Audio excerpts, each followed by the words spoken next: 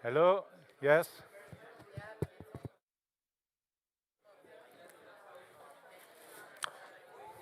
Have a seat, please. Hi.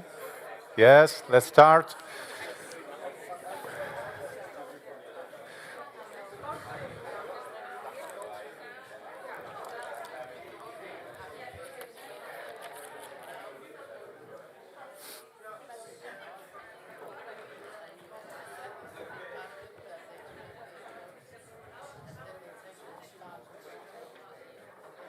Good morning, everyone. We're already late, so yes, we were risking to be in time, but we managed to be late, so now we start, please. So thank you for being here. Good morning, and really glad to see this room full. And today we're going to talk about a very important topic, which is animal welfare. We heard a lot about it. Welcome. Good morning. We heard a lot about that, particularly in Europe these last years, the revision of the legislation and so on. So today we are going to speak about animal welfare from my perspective at least, because I'm a journalist. By the way, I'm Andrea Bertaglio. I have the pleasure to moderate this day.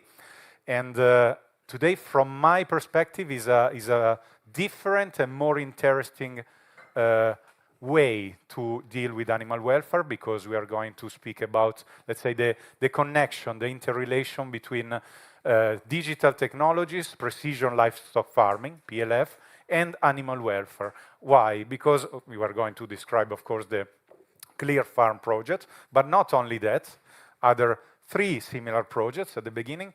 And animal welfare is something really particular. I'm not a technician, I'm not a veterinary, I'm a journalist, so I know everything and nothing. But I have a degree in sociology, so I tend to see this topic from a sociological perspective. And the fact to use PLF and digital technologies to guarantee, to improve animal welfare, to assess animal welfare, which is one of the objectives of the ClearFarm project, is very important, because consumers are demanding more and more animal welfare. And it's right. We need to respect animals. We need to treat properly animals. Farmers, as far as I could see, are caring more, particularly the young ones are caring more and more about animal welfare, because they have also better quality, better products at the end. So there are thousands of reasons to improve, increase, and again, assess animal welfare. Assess it how? In a reliable way, through data collection, data analysis, because it's not enough to collect data. I was realizing recently that even platforms like Facebook, which are collecting billions of data, don't have, have some problems in using them, because that's not banal. So, in a reliable, transparent way. So the technology can help, and today we're going to see that. So I thank you again for being here. It will be, I promise you, a very interesting day with all our experts. So I welcome and I invite to join me here on stage Xavier Manteca Villanova. He doesn't want introductions, but he's from the Department of Animal and Food Science of the Autonomous University of Barcelona. And by the way, the ClearFarm project coordinator. He thought everybody knew him. So he came and said, "Don't you know who I am?" No, so they need to write the name, but that's another story. So Xavier, thank you. And please, some opening remarks for us. Thank you very much, Andrea, for the introduction, except for the last comment, but not just joking. Thank you very much for being here, and good morning. We started in October 2019, and the project will finish next May. So it's 4.5 years, which in part coincided with the pandemics. That was a difficulty.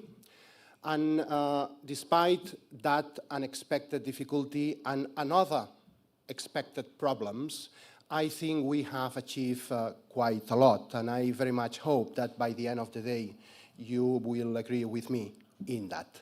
And what I would like to do now for the next 2 or 3 minutes, not more than that, is to say thank you to everybody that has contributed to that success. Now, to start with, I would like to thank the European Commission for funding the project.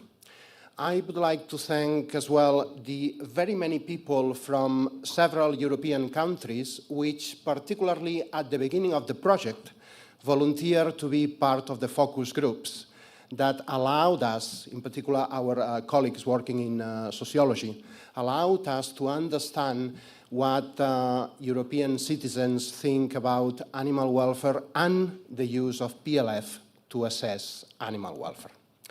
Now, when we started back in 2019, I have to admit that I anticipated that being the coordinator of such a project would be time-consuming, which it has, and also perhaps at times unpleasant, which it has not at all.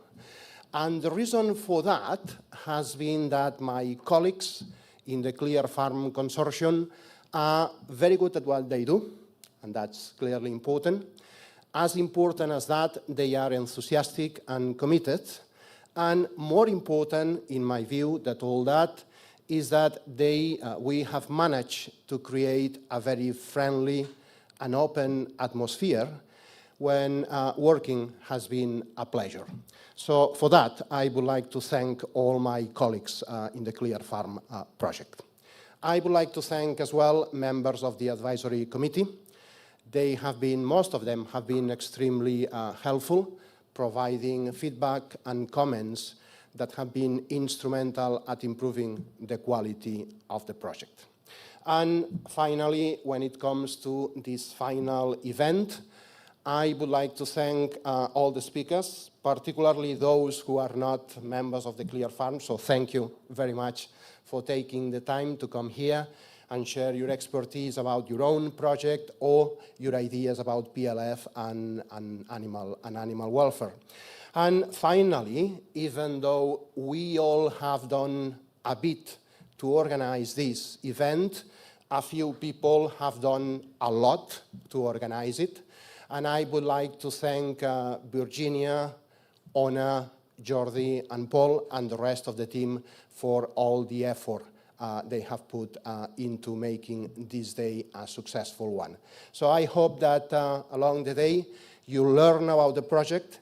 We discuss in a bigger context the future of animal welfare and PLF, and perhaps the most important thing, we find a way to explore opportunities for further collaboration in the future.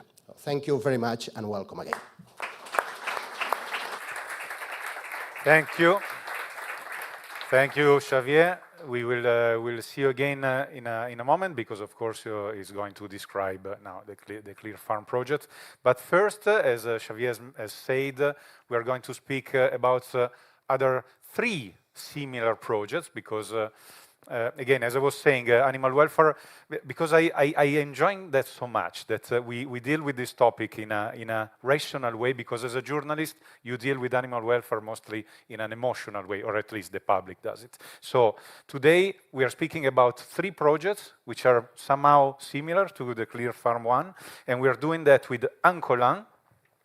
I'm going to present you time by time, and Frank Twittens and Claire Morgan Davis. So please join me here. You can have a seat here. We try to put the chairs not to cover the screen.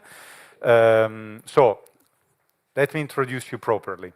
Ancolan, senior researcher. Please have a seat, Frank. Senior researcher at INRA in France, and an expert in poultry science and avian biology and perinatal physiology and welfare. Jesus, yeah, so coordinator of the, can I say PPILLOW or double PPILLOW project, okay?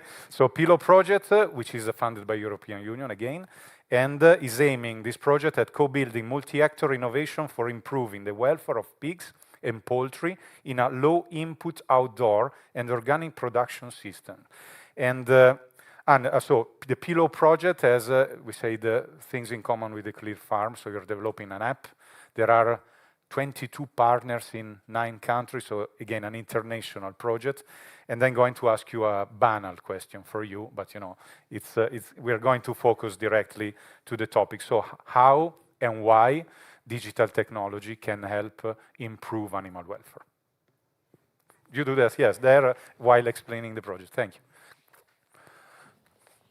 Thank you, Andrea, for this nice introduction, and also... Where she needs to, I guess, there. Okay. Yeah. Okay. Okay. No. No, that's the wrong presentation, guys. I will just go to mine. Sorry. Yes. A bit to spoilers. Sorry. So you don't need any. You can sit, please. I wish to thank really warmly the organizers of this ClearFarm final event for inviting me to present the Pilo project.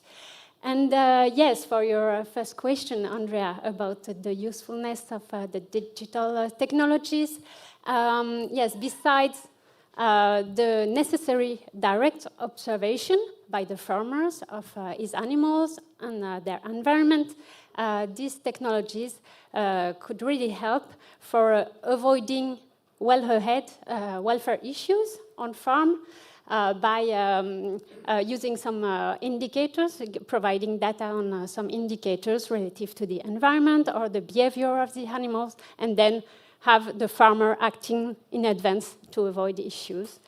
And also, we are using these tools also for welfare assessment on farm. So this is why I will also present here today. The Pilo project, Pilo stands for Poultry and Pig Low Input and Organic Production Systems Welfare. So it's dedicated to these outdoor farms and organic farms. And this is a Horizon 2020 EU-funded project that is coordinated by INRAE. So we gather 22 partners in 9 countries, and we are together in this multi-actor project with 9 national practitioner groups that are involved at each step of this project that aims to propose and test innovative breeding and rearing strategies, and this for favoring positive behaviors, improving health and welfare of these animals, because the outdoor access is a challenge for their health and welfare, and also for avoiding piglet castration, feather pecking in non-big trimmed laying hens, and also for avoiding the elimination of layer male chicks. And so the multi-actors groups are involved from the inventory of practices and levers of improvement of welfare to test within the project, to the co-building of tools for welfare self-assessment on farm, and also for multicriteria analysis done on the use of these levers of improvement that are tested either experimentally or on farm. And this until on-farm training, change management, and the implementation of innovations on farm. So how will the project contribute to improving the assessment of farm animal welfare in the EU and the information to the consumers? Within the Pilo project, there has been the development of 2 applications for smartphones. This task was led by the ILVO partner, namely Frank Teutens, who is here, for Pilo. And these apps, one dedicated to pigs, so the PPILLOW app, and one extended for outdoor farms for poultry, that is the IBIN apps. These apps are available on app stores and also in 9 languages. And in fact, they use indicators either for the environment, the good housing, good feeding, but also relative to the animal health and behavior that are included within the app. And they allow benchmarking also among farms of the same type and follow up over time. Within the project, there is also a longitudinal study on the use of these apps by farmers for welfare self-assessment and with comparisons with the assessment by farmers and by researchers at the beginning and at the end of the use of the app. And the indicators included in these apps are also used in templates for collecting experimental and farm data and build up grids for multi-criteria analysis within the project when we use one strategy or practice, new practice for welfare improvement. And this in order to be able to realize this multi-criteria analysis according to the One Welfare concept that embraces the goals of sustainability with a particular focus on animal welfare, which is here a pillar of sustainability in our grid, and also the farmer and practitioner and citizen consumer well-being.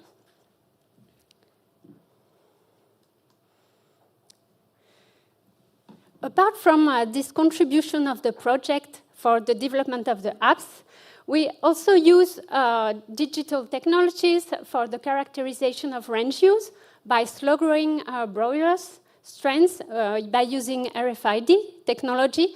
So the chickens are equipped with some chips, and there are antennae on the outdoor run to follow their location on the outdoor run. Why so? Because, in fact, there is a large variability in the use of the outdoor run by the chickens when it provides them with the access, the possibility to express more natural behaviors on the outdoor run. But there is a variability in the use within flocks, between animals, but also between flocks or between strands. And with this RFID technology, we could build synthetic indicators from this continuous and individual location data on the outdoor run. And we will calculate the heritability of these indicators in a pedigree flock in order to identify potential indicators for selection on these criteria. So it could help having animals well adapted to the outdoor run, but also an improved range use in accordance to the expectations of both practitioners and consumers. And just to finish, there are other contributions of the Pilo project for the improvement of pig welfare, with here some strategies that are studied within the project. One is to prevent undesired behaviors in non-castrated male pigs and to avoid the boar tent in the end product, so the meat, and this by genetics and enrichment. So this is done at INRAE with IFIP. And also there are trials to study the potential effects of plants with antiparasitic and antibacterial potentials. This in low-input farms in Romania. And also, there are studies for improving piglet survival by two ways, by genetic selection and also by the co-design with practitioners of farrowing huts from the Vanguard Salmontage firm in Denmark that are tested in France, Belgium, and Italy by practitioners, and in this particular design, in fact, we use a data logger for temperature to in the creep area where the piglets can go and have less risk to be crushed by the mother, and also where the farmer can directly have observe his animals. So that's it for the contribution of the Pilo project, and I really wish to thank you for your attention, and also all the Pilo partners involved in the project and the national practitioner groups also that are very active in it. Thank you, Anne. Thanks. Well, quite a few partners. I'm impressed also of how many different research centers, universities are involved. You can have a seat, yes, please. And no, sorry if I push you because there is so much to talk about. You would need a day each, but unfortunately we can't. And no, thanks also for answering my question because it's important to. Okay, here I guess you're mostly operators of the sectors. I'm probably the most ignorant about these topics here inside today, but it's important to underline the fact that these tools, these technologies can not only assess animal welfare and understand animal behavior, but also help reducing pharmacs, I mean medicines, and so it's also a question of sustainability in general. So it's very important. Thank you for that. And now Frank Twittens. Sorry, usually ladies first, but in this case I go first for Frank.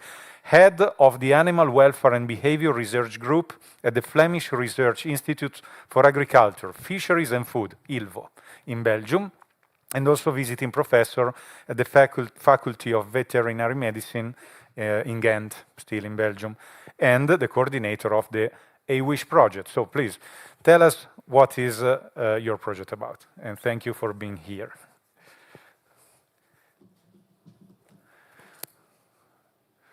You've seen already the presentation before, but it was fine. Yes. Thank you.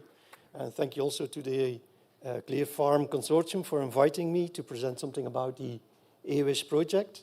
But before I start, I want to rectify something. I'm not the project coordinator. I'm the scientific coordinator of the project. And the project coordinator is also present here. It's Yarissa Maslina sitting there, but she is the project coordinator. My fault, sorry, my bad. No worries, no worries. So what is aWISH about? Well, aWISH stands for Animal Welfare Indicators at the Slaughterhouse.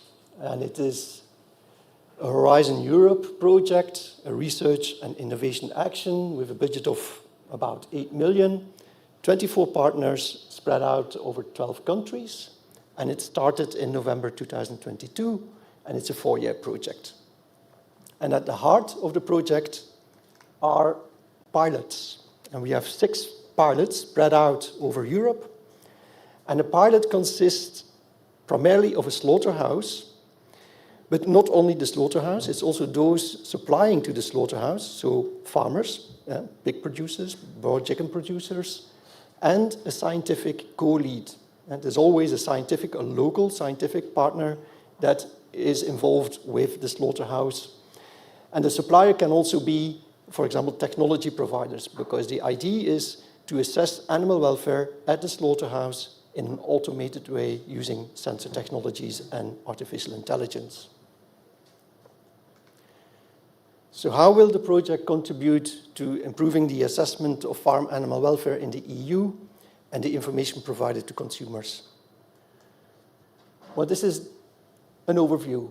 So what we really aim for is large-scale automated monitoring of animal-based welfare indicators at the slaughterhouse. So we do all the measurements, or most of the measurements, at the slaughterhouse, but we include indicators of welfare that give information about the previous stages of production, including the rearing phase, the loading phase for pigs, or the catching phase for broilers, the transport phase, and the slaughterhouse. And this is done by a very vital element in the project is the aWISH data platform, because they need to integrate all that data, collect all that data, process all that data, in order to give feedback to the farmer, to the catching team, to the transporter, about those indicators that are relevant for them.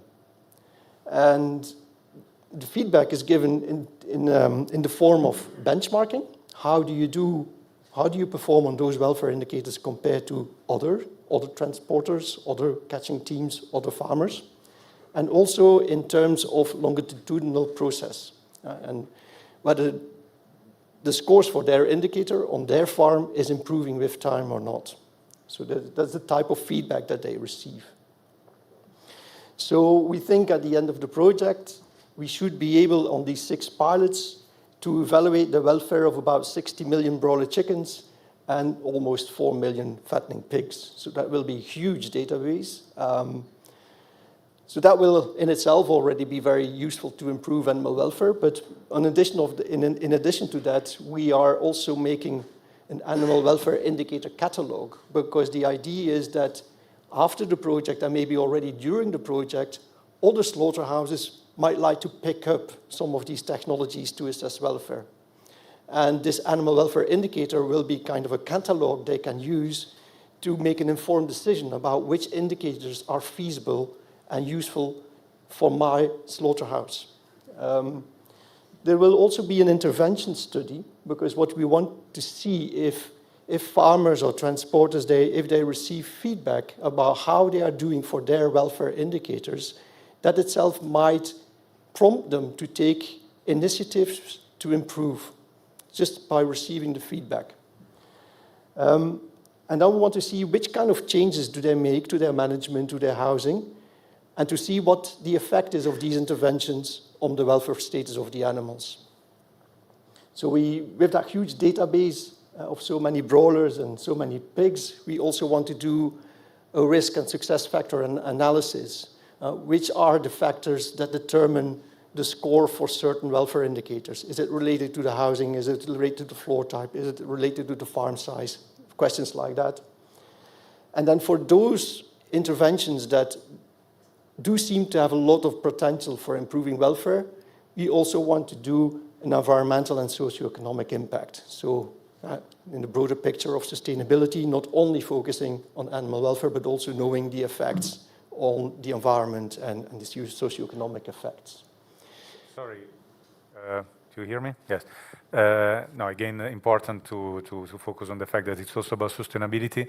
Why did you focus on the slaughtering part? Because again, for the public, animal welfare is housing, is the farm. So again, for the people outside of this sector, is not. They don't take for granted that that is important. So why and how, why did you focus on that? Yeah, it's a very deliberate decision to do the welfare monitoring at the slaughterhouse. And there are 3 main reasons for that. The first reason is to do with cost and time efficiency. What we really want to achieve is large-scale monitoring. In the end, we would like to see a world in which any animal that is arriving at the slaughterhouse is being monitored for its welfare status. And that is feasible only in a very cost and time efficient way. And as all animals that are reared for meat, eventually they end up in the slaughterhouse. So it's a very centralized and efficient way to focus the monitoring there. And another reason is that they all arrive there at the end of their life. That means that you have the complete lifespan of the animal you can assess by the time they arrive at the slaughterhouse. So you can include stages like the catching phase, and also the transport phase, and also the slaughter stage. If you would do that on farm, I think the logistic implications of doing farm visits are huge. And there's also always, next to logistical hindrances, there's also the problem of biosecurity risks. It's never nice for an auditor to go from one farm to another farm in succession. And the third reason has to do with more kind of scientific reasons, is because if you do all the assessments in the slaughterhouse, you can also standardize the measurements much more than is feasible on farms or on transports, because you can control the light conditions for your sensor, you can have a standardized age by which the animals arrive at the slaughterhouse. So there's various scientific reasons that make these kind of assessments of these monitoring also more valid. Thank you, thanks. So, well, just want to show the partners included in the project. Then we count them, how many. So thank you very much, Frank. Thank you. Last, but surely not least, of this group, Claire Morgan-Davies, despite the name, because everybody's expecting her to be British, He's French, a multidisciplinary scientist focusing on extensive sheep production and technological uptake by farmers. Worked for over 20 years at the Scotland's Rural College, and now coordinator of 2 European projects on precision livestock farming and small ruminants, of course, in Scotland. TechCare, and today she's going to speak about that, focusing on animal welfare management using technology, and smart small ruminant technologies. But today, you describe us TechCare. Yes. Thank you, Andrea. And thank you again for inviting me today to talk to you about TechCare. And hopefully, I'll give you a quick overview of what TechCare is about. So TechCare stands for Integrative Innovative Technology along the value chain to improve small ruminant welfare management. We were the little sister project of ClearFarm. It was in answer to the same call, but as compared to ClearFarm, we really focused on sheep, goats, and small ruminant in general. So we're kind of, I would say, a bit different from maybe the other project presented in the fact that small ruminants generally are not really associated with any technology. We're a kind of a different sector, I would say, compared to dairy cows or pigs. So the project is started in September 2020, so right in the middle of the pandemic. We initially had 4 years, but we managed to get an extra year, so the project will finish in August 2025. We've got 9 countries involved, as you can see on the map, and with a kind of a variation of production. So some countries are more on sheep meat, some other countries are more on dairy goats. So we try to have a panel of representation in our consortium, and we've got 19 partners. So we've got 5 key steps. The first one was to prioritize the welfare challenge and issues for small ruminants, and then identify potential innovative technology solution. And once we've done that, was trying to validate the solution on farm and on commercial farm. And then, based on that, we'll define some appropriate business model. So we kind of, at a bit like the other project presented, we've got stakeholders at the heart of the project, because there is no point trying to find something that's useful for welfare monitoring if the farmer are not interested. So the first thing we've done in the project was to look at various welfare indicators for sheep and goats in different systems, so intensive or extensive. And once we had that list, we presented to stakeholders who designed or told us which one were a priority for them. At the same time, we also looked at technologies that could measure this welfare indicator, and we're quite surprised there were quite a few that could be useful for sheep and goats. And again, we went back to the stakeholders and asked them what they were thinking. Then when we had that information of what issues are in terms of welfare for small ruminants, what technology can we use, we started putting pilot and trying to test these in different conditions. And again, they were tested in some of the countries. And once we tested this technology, we wanted to whittle them down, and the ones that were very interesting, we're going to test them in commercial setting. So we call them the large-scale studies. And hopefully at the end, we'll be able to have a good business model. So at the moment, we finished the pilot phase, and we're starting the large-scale phase. So how can the project contribute to improve the assessment of farm animal welfare? Well, for TechCare, we're thinking of 2 main outputs. We will have a series of technologies that are ready to implement on farm to monitor welfare, but bearing in mind that it is the small ruminant sector, so we need to have something that's low cost and relevant to most of the small farm in Europe. So that's quite a challenge for us.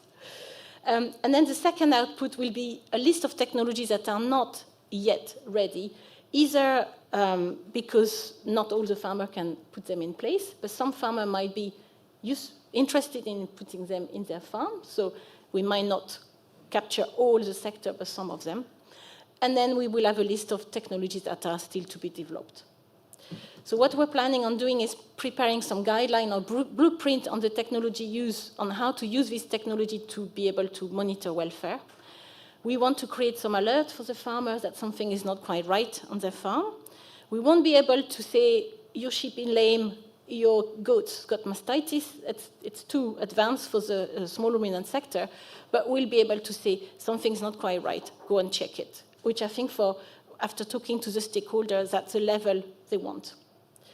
And then we are planning next year to have an incubator seminar for technology developers to encourage the industry to invest in small ruminants, because at the moment, it's not quite there.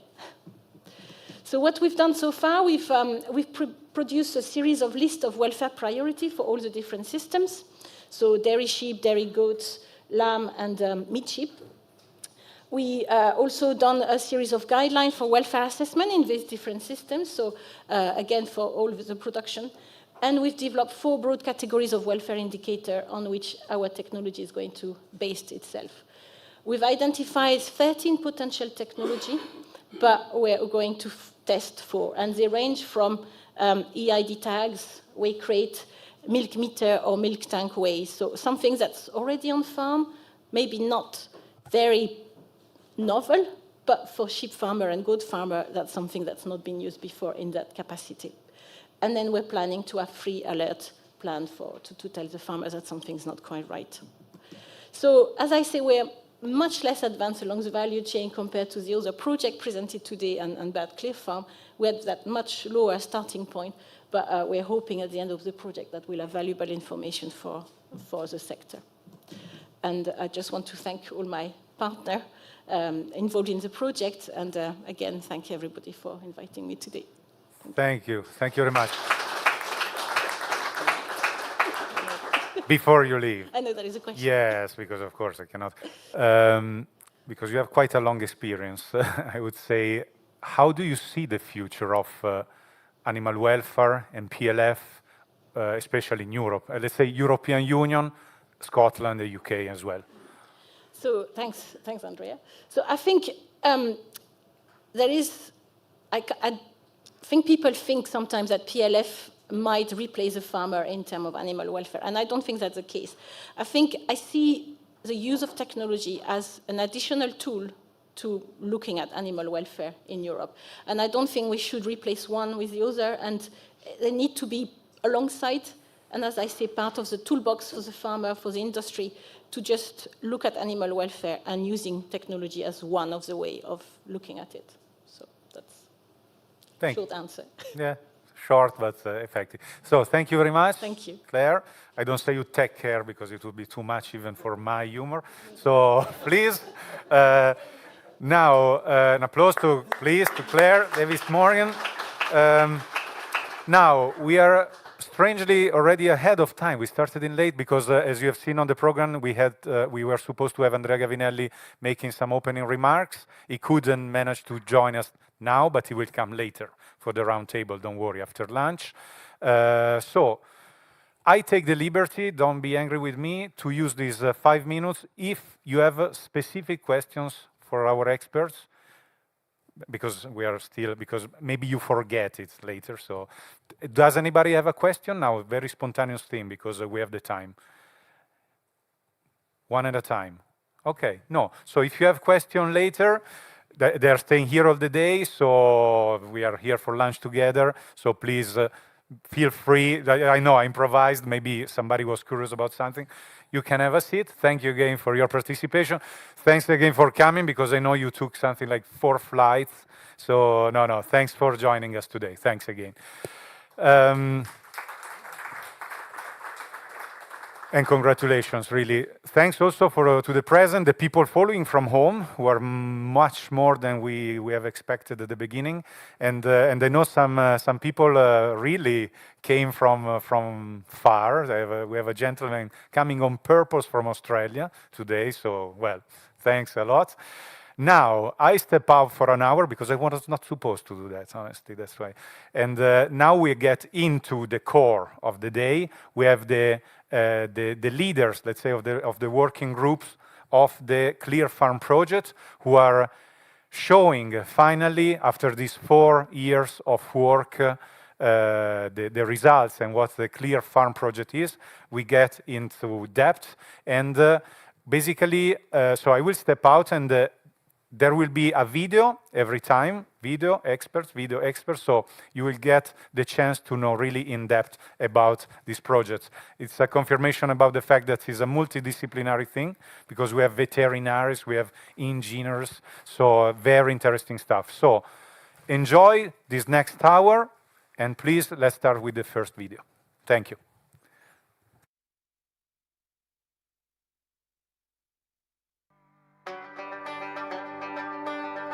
Dairy cows and pigs represent the two livestock production systems with the highest share in Europe. Although the need for animal welfare is widely accepted as indispensable for sustainable farming, its assessment remains a challenge. Precision livestock farming technology offers better control and ameliorates farming processes. 4 years ago, we started the ClearFarm project with the aim to use precision livestock farming technologies and animal-based data to improve animal welfare throughout the production chain. Our team has collaboratively designed, developed, and validated a cutting-edge platform that seamlessly collects data from various animal welfare sensors. The result is processed information delivered straight to the hands of farmers and consumers, empowering them to make informed decisions.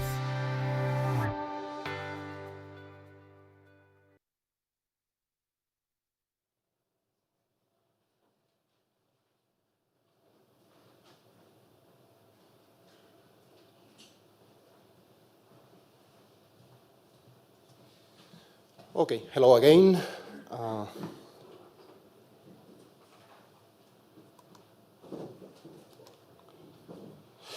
Okay, so my job over the next 5-10 minutes at most is to give you a general overview of the project of ClearFarm, and basically I would like to tell you why we did what we did, how we did it, and what we have achieved in a snapshot, because my colleagues later on will get into the details.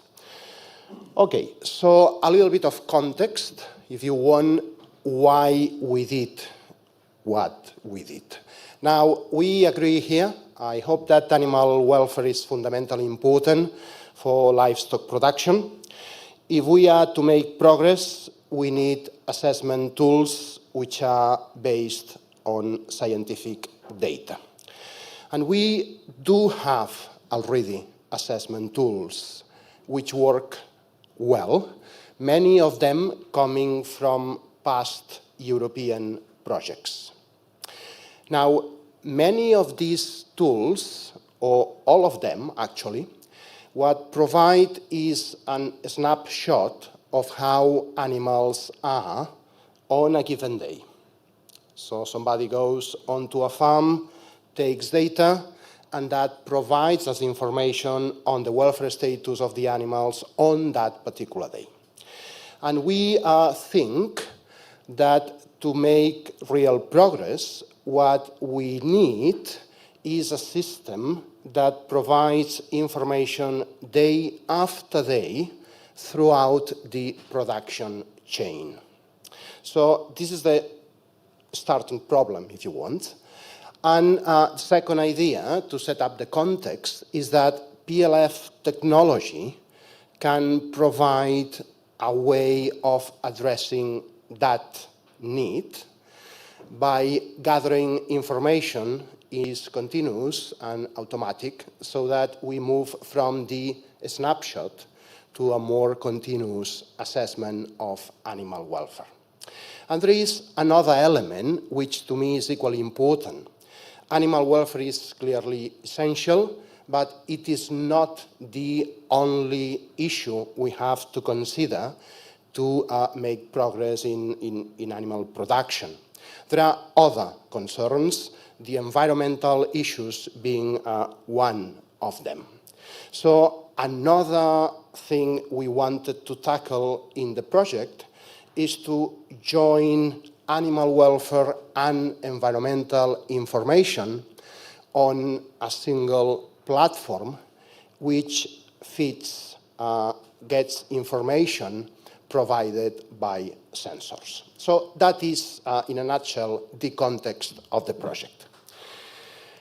Now, how we did it? Well, the idea, as I said, is to develop a platform, to co-design and validate a platform. So keyword, co-design, another keyword, the innovative analytical platform on the right. And that development, that designing, that validation involves selecting indicators and screening sensors which are available in the market. And then go on and validate those sensors doing on-farm work. The idea, as I said, is to obtain that platform which will have two main functions. One, if you go up the slide, to be a tool for producers so that they can monitor the state of their animals and perhaps, for example, use the information provided by that platform to anticipate diseases which are in a very early stages of development. But the other use of the platform, and you go down now on the slide, is to provide information to consumers. Of course, all this depends on developing a business model and perhaps integrate the info provided by that platform in currently existing schemes of animal welfare. Again, joining animal welfare and environmental information. Okay, so far the context and basically the main objective of the project. Now, how we did this? Well, we set up a consortium, partners from 6 countries, 5 of them being members of the European Union. And one important thing is that we have in our consortium partners which belong to the academia, universities and research centers, and also we have partners that belong to the private sector. And perhaps the word that best defines our consortium is its diversity. And I say this not only because we come from different countries, which is obvious in a European project, not only because we come from both universities and private sector, but mainly because as a team, we cover a variety of different expertises. So we have people working in environmental sciences, we have people working in animal welfare sciences, we have people working in data processing, engineering, technology. We have people working in sociology. And all together, I think that this multidisciplinary approach has been the key to the success of ClearFarm. Now, exactly what we have done over these 4 years. Well, to start with, we wanted to get a deeper knowledge into what our fellow citizens in the European Union think about not only animal welfare in general, but more precisely the use of PLF to assess animal welfare and to make progress in animal welfare. And results have been very interesting, and you will hear more about those later on. But perhaps one thing that to me was very, very telling is that when looking at different European countries, the similarities were more pronounced than the differences. So it seems to be a prevailing opinion across Europe on what are the potentials and the limitations of PLF when assessing animal welfare. That was one major step. Second one was to screen available sensors in the market and then do on-farm work to validate those sensors. So in other words, to see whether the info provided by the sensors matches the info provided by more traditional ways of assessing welfare. And also in this section, if you want, on-farm work assessing the environmental impacts of dairy and pig farming. By the way, ClearFarm, I didn't say that at the beginning, focuses on two sectors of animal production, that is dairy cattle and pigs, right? Once we did all this, the next step was to develop the platform. That was the technological aspect of the project, data processing, artificial intelligence, and then when we had this business model development with the idea of this platform at some point being integrated in wider systems of welfare assessment. And of course, throughout the process, we try to communicate as much as we could and as effectively as we could the progress of the project. So what we achieve? Well, if you remember the initial objective, it was to get a platform for dairy cattle, a platform for pigs, combining both of them, animal welfare and environmental related info. And we got that for dairy cattle, right? And later on today, you will hear more about this platform for assessing animal welfare, environmental impact in the dairy sector. We didn't achieve that for pigs, and you will discover later on what were the main reasons why at the end we think that right now we are not in a position to have that platform available and ready for pigs. So one outcome of the project, a main one, the platform for dairy cattle. But we achieve other things as well, and in particular, when it comes to the would-be platform for pigs, we made progress at understanding what is needed in the future to develop a similar PLF-based platform for pigs. So we are not there yet, but I think we are in a position to identify what is needed to develop that in the future. Also, we have made progress at understanding the main elements that contribute to the carbon footprint of dairy and pig farming, and also, and that was at the beginning of the project, we have made significant progress at understanding what can be the constraints or the opportunities, both of them, of PLF when it comes to welfare assessment based on what our fellow citizens think about the potentials and limitations of PLF. And as I said, this was meant to be simply a snapshot, and later my colleagues will give you details on each of these achievements and tasks within the project. And that's all from me. Thank you again.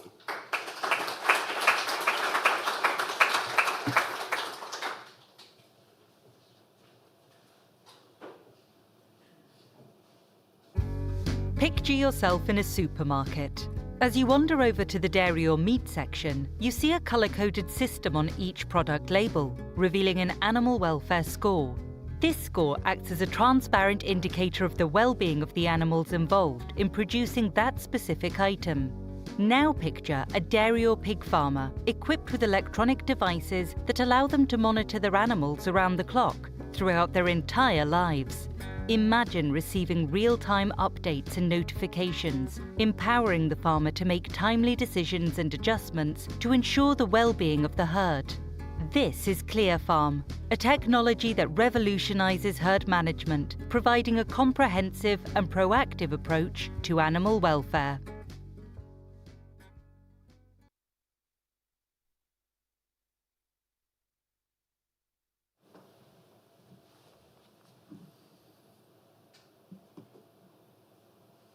So, hello. My name is Eddy Bokkers, and I'm from Wageningen University, and I was the work package leader of the pig value chain. And I will try to explain a bit what we did in this part of the project. So we started with making an overview of all kinds of PLF technology and sensor technology that was available at the start of the project. And here is a graph with all kinds of technology. But the most important message of this graph, and that's on top of there, that it's only 9% of these sensor technology was externally validated, which means that there was only for 9% of these sensors an independent study done on the quality of the sensor outcome. So that means that not many of these sensors could be used immediately for this project. So one thing we did in the project is to validate some sensor technologies ourselves. And you see here 3 examples. So we did some work on animal tracking using a 2D camera, and we looked at activity and postures of pigs. We also used a 3D camera to estimate body weights of pigs, and that's in the second picture. So we had a camera on top of pigs in a feeding station, and then we could assess the body weight of these animals. And the third validation we did is automatic recording of play behavior, and we developed an algorithm that could recognize play behavior in piglets. So besides these validations of technology, we also used some technology that was already available. And here you see an overview of all the technology we used. So we had technology at the individual level, individual pig level, and at group level. So at the individual level, we looked at feeding behavior of pigs, and we used electronic feeders, electronic feeding stations to collect data of individual pigs. We also were able to use the 3D camera to collect body weight of pigs. And at the group level, we collected data of environmental issues. So in the barn, we looked at carbon dioxide level, ammonia level, humidity and temperature. And we were able to look at respiratory health using a microphone. And this microphone with an algorithm was able to collect coughing of pigs. And the last one is, which I already mentioned, the 2D camera, which was able to track activity and postures of pigs. So one important element is that if we want to detect welfare issues, we need to know what are normal patterns. And that's quite a difficult task. So here you see a part of a pattern and everyone agrees, well, that seems to be rather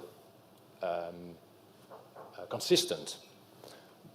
But if you look at, let's say, these kind of patterns, they deviate from the existing pattern. But is this normal, or is this really a deviation due to a welfare issue? And to be able to know this, you need first to know what is a basal pattern of an individual pig. And that this is really important, can you see in this figure. Here you see the feeding pattern of 4 sows of a feeding station. The blue ones are rewarded visits, so they indeed got a feed reward at the feeder. The white spots are visits that are not rewarded with feed. More important is that you see the first sow has a kind of consistent pattern over time. So you see the time is on the y-axis and the time is also on the x-axis, which is within a day. So this first one is also always having a meal in the beginning of the day and some unrewarded visit at the end of the day. Looking at the second one, you see the deviation in time, that it starts with a feeding in the morning, but later it has a feeding in the evening. So there's a change of pattern within this individual. And the last one, you see more a scattered pattern, so it's not really consistent over time, but also not within a day. So you need these kind of basal patterns we need to know before you can really detect deviations due to a welfare issue. Well, we were able to identify and to classify groups of pigs in 4 categories. So we had a category with nibblers and meal eaters, and the nibblers were pigs that have short meals during the day, and the meal eaters have a long meal, but not so many during the day. We have fast and slow eaters, and it's not very well to see, but it's a day and day-night eaters. So there are pigs that eat only during the day and pigs that eat during the day and the night. and we have so-called consistent and inconsistent eaters. And that means that there are pigs that have a consistent daily pattern, so they have the same pattern over days. That's in the top figure here. That's a pig that is an example of such a pattern. And you have a pig with a really inconsistent pattern over days. So this helps to understand these basal patterns of pigs and how you can find deviations. Now I show you a rather maybe complicated figure, but I try to explain what you see here. Here you see the feeding patterns of pigs, of individual pigs, on top. So you have feed intake, feed duration, feeding frequency, feeding rate, this night intake, and circadian rhythm. And on the other X you have welfare indicators, which are, for example, damages on the ear, on the flank, on the tail, lameness, rectal prolapse, and heat stress. And what you see is here the deviations of individual pigs in the relation with a welfare indicator with a feeding pattern. And interestingly, what we found is that only heat stress has an effect on all the individuals. So the feed intake of individuals was always reduced when there was heat stress. And also the duration of feed intake was lower due to heat stress. For all the other welfare indicators, we found an increase of feed intake, but also a decrease by individuals, or no change at all. So what you see here is a kind of normal distributions between a welfare issue and a feeding pattern. So there is not a real consistency over an effect of a welfare issue in relation to such a feeding pattern. And that makes it really difficult to find these deviations for individuals. So this was at the individual level. We also collected data at this group level, and this is an example of that. So here you see the carbon dioxide level and the ammonia level in two different farms, an organic farm and a conventional farm. And there is a yellow bar, which is kind of threshold, an accepted threshold for this carbon dioxide and ammonia level. In the organic farm, you see that the carbon dioxide level is always below this threshold, while in the conventional farm is sometimes a bit above this threshold. When you look at the ammonia level, you see a different pattern, that sometimes the ammonia level is above the threshold, but in the conventional farm it's almost always above the threshold. And that simply has to do, for example, with the ventilation system or how the design of the farm is developed, but also how the management of such a farm is. So what we learned from this kind of information is that if we look at this kind of indicators, we have to take into account the housing system and the management to be able to interpret the data correctly. We have to think about the threshold, which might be environmental dependent. And especially for temperature, for example, it matters whether the sows or the pigs have access to straw, or whether they have only concrete floor system. What does it mean when the pattern is for a certain period over the threshold? Is it a short period or a long period? So the duration matters. And also the measurement that you use, should you take the minimum or the maximum of the pattern or the mean? You see that it matters about the outcome of the interpretation of your indicator. And sometimes there might be system errors, so errors due to the sensor technology that affect your patterns in these graphs. So the conclusion for the pig value chain is that sensors are valuable. That we saw they provide us with valuable information, but it's essential to include tailor-made data cleaning and processing. So you should be very careful in how you use the data. We have a lot of within and between individual variation. So you need to take that into account when you want to look for deviations related to welfare issues. And when you interpret the data, you have to take notice of the farm and the management characteristics of a specific farm. That's all three are very essential to use the data collected from sensor technology. And as Xavier already said, we were not able to aggregate this in a meaningful way, the data that we collected. And the main reasons are pointed here. We do have a scarcity of validated sensors. That's really an issue in the pig value chain. And that's the reason why some of the welfare domains are not covered. or underrepresented. So we were not able to collect enough information to assess the welfare in a correct way.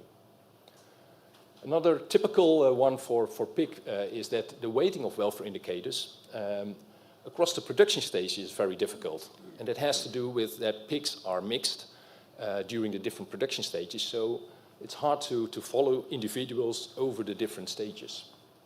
So if you want to do that, then you need to follow these individuals through their life, and then you need specific technology which makes it possible to have sensors that follow these animals over the whole lifespan.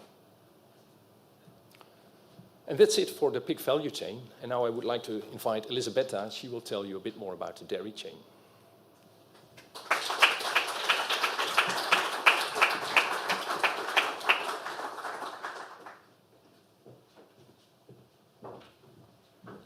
Hi, everyone, and thank you, Eddie. As Eddie said, I was involved with all other partners of Work Package 3 in the dairy cattle value chain. And our task was to validate data from sensors as welfare indicators for dairy cows.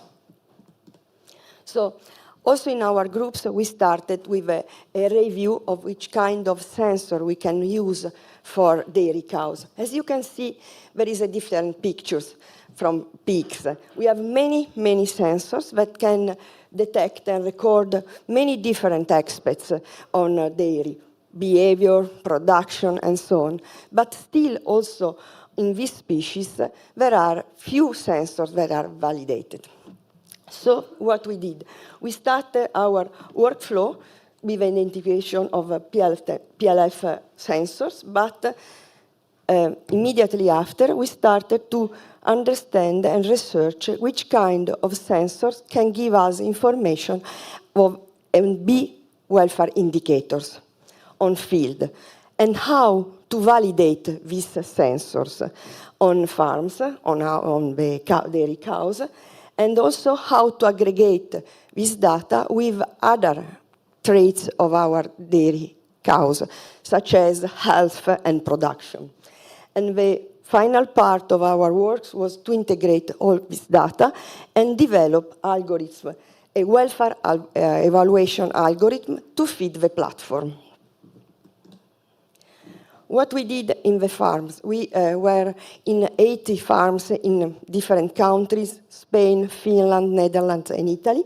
And on the cows, we have some sensors in the farm or on the cows that give us information. For example, we choose accelerometers that give us information on walking behavior, eating, feeding, and rumination, and lying.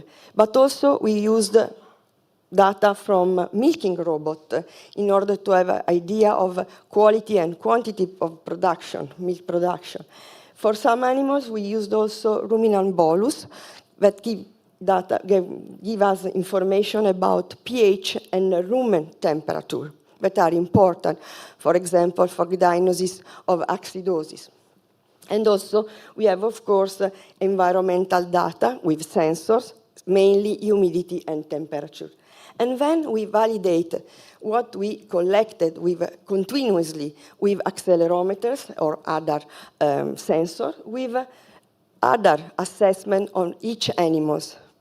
We used animal-based indicators derived from welfare quality protocols, but also we collected samples of saliva and hair of the animals in order to detect biomarkers, immunity and stress biomarkers, such as, for example, cortisol.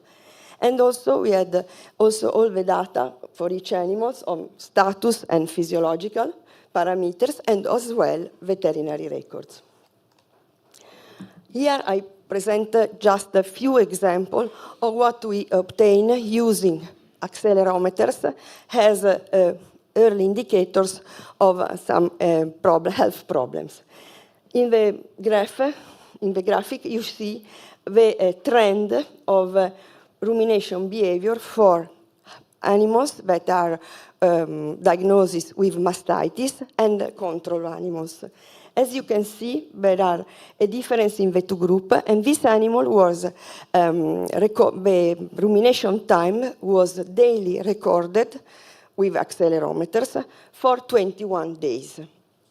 Why this period? We decided to choose this period to see 10 days before the diagnosis of mastitis and 10 days after, and see how rumination time changed in this period. And as you can see, and we have a control group of cows, same parity, same stage of lactation, and we check the same day, 21 days. What we can see is that there are still differences between these two groups before the diagnosis of mastitis. So it seems from this small study that an early decrease in rumination time could be a useful indicator for mastitis before the onset of a disease, and also a possible useful tool in order to check the recovery. This is very important for the farmers because from one side is improve the welfare of the dairy cows, and the other one, we reduce the cost of this disease. There are costs and antibiotics use. In another small study, we checked another disease that is important for dairy cows, which is acidosis. And in this study, the frame time that we used was 6 days before the onset of acidosis, that was diagnosed or by the vets or with bolus in the rumen. As you can see, there is differences in behavioral pattern, a slight differences in lying time, increase in lying time, and a decrease in eating, but especially the day before the diagnosis of acidosis, we have a significantly differences in animal with acidosis in the rumination time. So again, rumination seems a good early indicator in order to check for this metabolic disease and give information before the onset of a disease, and also maybe to prevent the development of this disease later on. So what we can say briefly from all the work we've done in the work package 3, and I would like to thank all the partners of these work packages, that we can use sensor data integrated for dairy cattle welfare assessment. In fact, later on, my colleagues will explain the platform and the results. We can say that the reliable and early automatic detection of diseases such as mastitis and acidosis that are really important in dairy farms give opportunity to carry out targeted treatment programs, avoiding overuse of antibiotics, and this is also very important nowadays. We found that it is important this synergy between behavior that can be measured using accelerometry, physiological parameters, and productive indicators. They are a feasible and innovative approach to monitor continuously dairy cow welfare. And that is very important. To have the opportunity to continuous welfare monitoring is also something important in order to support all the efforts to achieve more socially acceptable dairy production. We don't do just a photo one day of animal welfare, but we can have a continuously idea of welfare of our dairy cows. Of course, in this project, there are not only strengths, but also barriers that we didn't overcome. And the most important strength, in my opinion, and not only in my opinion, was the interdisciplinarity of the project. Work with a different background and knowledge was really important, also in the developing of a machine learning model integration of the data. What are the barriers? As in pigs, we have no information on some with sensor till now on indicators of appropriate behavior, such as human-animal relationship, or on the emotional state of animals. So we have no information till now for some domains of animal welfare. But it's still difficult to aggregate data from different sources of sensor and other, because from sensor maybe you have daily, continuously recorded data, and other data, productive or disease or other data, are collected from time to time, not all every day. And difficult to work on raw data. We could work on raw data because one partner gives us this success, but it's not always the same. So thanks all, and I give the floor for the other participants. Thank you.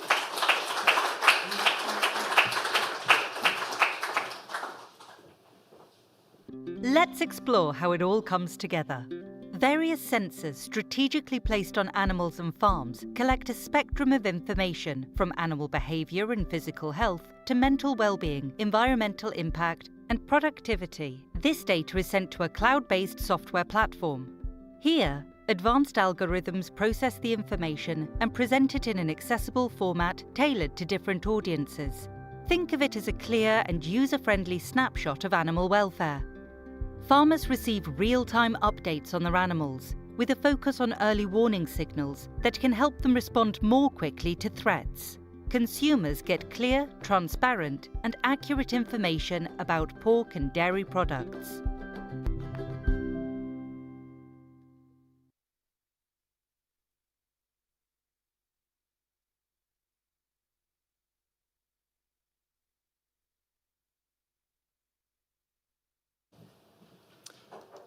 Hi. Oops.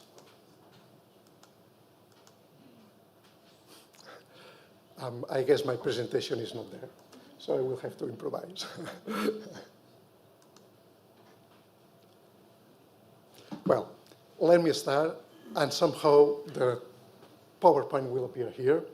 I'm not either Paul Engelberg or E.R. Koniemi. They will come after the video, after my presentation. I am Joan Serra Sagristà. I am a full professor at the University Autónoma of Barcelona, working in computer science. And the goal of this presentation is to introduce you to some highlights and keynotes of the software development of the platform. So, to start with, well, I move on, right? One of the main issues that we had during this project is that we had to gather data. You have seen some slides where showing you that there have been plenty of partners, a lot of partners across all Europe. But all this effort would not have been possible with the participation of the farmers. Thanks to them, we have the data. We have collected the data. What have we done with this data? So one of the main challenges was to integrate and aggregate the data. Okay, thank you.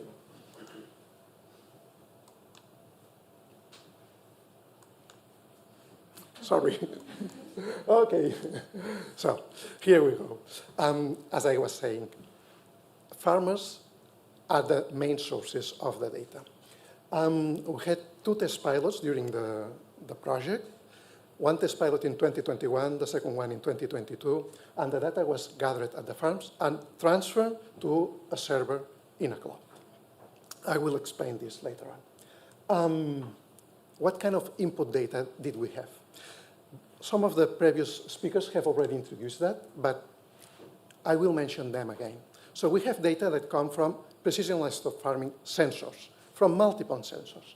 We have also data, and this has a digital nature.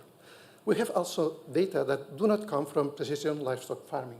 We have other sources, for instance, veterinarian records, and these are analog data. We have to aggregate all this data together. This is, and we will see it later on, one of the challenges. As for indicators, you have been already introduced to this type of indicators that we have been working with. And I guess that almost all of you are much more familiar than I am with this indicator. But to us, as engineers, this posed a problem. We had 2 different types of problems. Remember that I'm only showcasing some of the technical challenges. The first one is that data come from very different nature. And the second one is that data come from very different sources. Maybe you do not understand this, but let me put an everyday life example. All of us have a passport, but we come from different countries. These passports have different fields or records. So for instance, some have the names of the parents, some have the date of deliverance.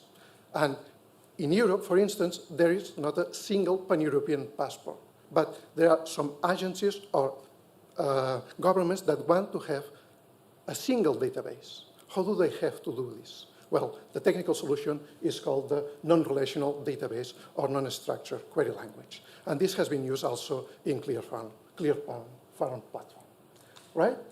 All right, now we move on. We take a look at the second technical challenge or technical solution. Again, data is gathered at the farms and transferred to a server. Here what we will have is the classical example of the paradigm of server-client or client-server. At the top, I know that this slide is quite dense.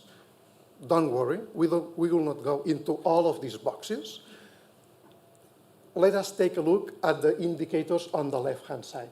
Server at the top, API in the middle, and customers or front end at the bottom.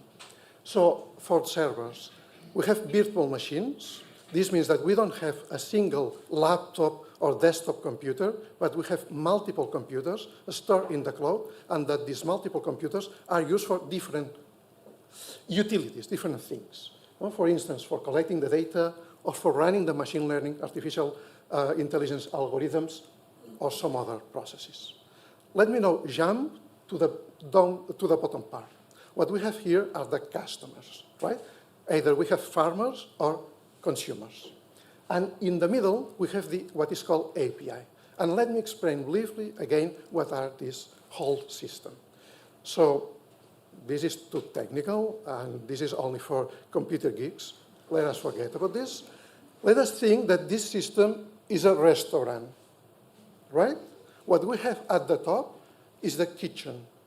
Chefs are working in the kitchen. At the bottom, what we have are the customers. We step in the restaurant, we sit on the table, and what we do is we order our dishes. Who takes this order? The waiter. So the API is the waiter. It's the communication between the customers and the kitchen.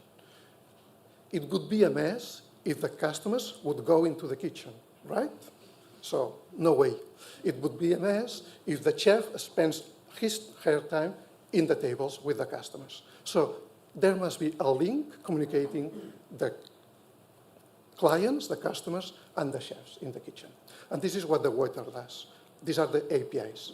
During the development of the project, we have provided 41 functions, 41 interfaces to communicate the customers, either farmers or end consumers, with the servers, right? Okay, and now I would like to introduce you some examples of what the customers see. Either in the right-hand side, we have the end users, the consumers. This is an app. For instance, a bottle of milk would have a QR code. We would go into a supermarket, we would scan this QR code, and in our mobile phone, we would see some information about the animals that have produced this milk. Either good health, not that good health, or some problem. This would be for the customers and consumers, right, in the supermarket. The other customer in this whole project are the farmers, of course. So now we'll take a look to the left-hand side. For farmers, what we have developed are different web applications, or you connect to a website, login, password, blah, blah, blah, and what you see are different scores. For instance, feeding a score, housing a score, or health score. And we provide, well, the whole project provides a score for these 3 domains. And additionally, all these 3 domains are combined into a single global welfare. So here in this slide, what you see is, for instance, some of the animals. These IDs correspond to cows. This is for cows. Some idea of the animals that have some disease or that are in not very that good health, right? This is one of the examples. You could select here only a day or a week or a whole period. Look for other kind of scores, whatever. This is working, and you can take a look at that. the last two examples of what we have provided to the farmers. On the right-hand side, we have here the relation between the ClearFarm project and the environmental impact. For instance, in the graphic in the middle, what we see is the performance of a single farm in blue in relation to the other farms for one particular score. And on the right-hand side, what we see is the contribution of an individual farm to global warming for different aspects. So the farmer can take a look at all this information. And on the left-hand side, what we have is the detection of diseases. So the farmer can also see in her application whether an animal is suffering from any disease or not. Mastitis, acidosis, whatever, right? So we're coming to an end. We have a couple of slides more. This one, you have already seen a similar slide as this one, but this one summarizes the whole project. We have the software development platform in the middle that glues all the parts together. On the left-hand side, you see the farmers. Now they are empowered farmers because they are no longer only providing data, but benefiting from this data. And on the right-hand side, what we have are the end users, the consumers, when we go to the supermarket, right? And this is my very last slide. Which are the lessons that we have learned? Well, I think, and this is my opinion, that we have to be proud of what we have achieved. And ClearFarm is an example of a success story. On the one side, we have talked to the farmers. We have held interviews with farmers from Italy, Spain, and Finland. And, well, these are only two of the outcomes that they have provided us. What they appreciate is that ClearFarm provides a single integrated tool. They do not have to take a look at plenty of different applications. One single application is enough. And the second one, outcome that they appreciate is that the platform does not only indicate when an animal has a disease, but also that we're able to detect diseases. And Elisabetta has explained this a little bit in the previous talk, right? And also, and to conclude, I believe that ClearFarm is an example of how a science progress. So at the beginning, we had plenty of information, plenty of data, but this data was useless without processing this data. So thanks to welfare data and machine learning approaches, we gain some knowledge, right? And thanks to this knowledge, we have provided welfare scores. It was not the first time, right? But the ones that ClearFarm project has produced, I think that are more sound and more current than what was previously existing. And this has allowed farmers to take informed decisions as well. And this term has appeared several times during this morning. This is how a science is made, right? So we start with data and we finish with science. And this is success. And with this, I conclude my talk. I would like to thank you all for your attention. Now we listen to a video, and later on, we take a look at the presentation that was there when I started. So thank you very much.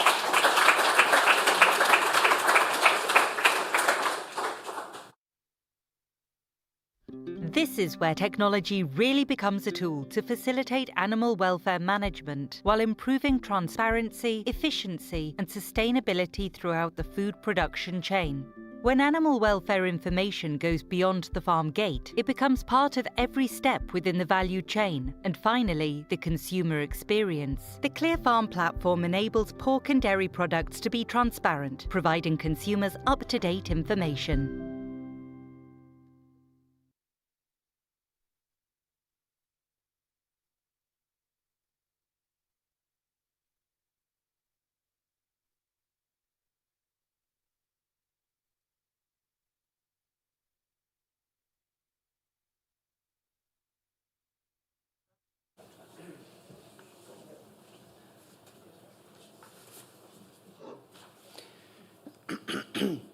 So, my name is Erkka and I'm from Luke.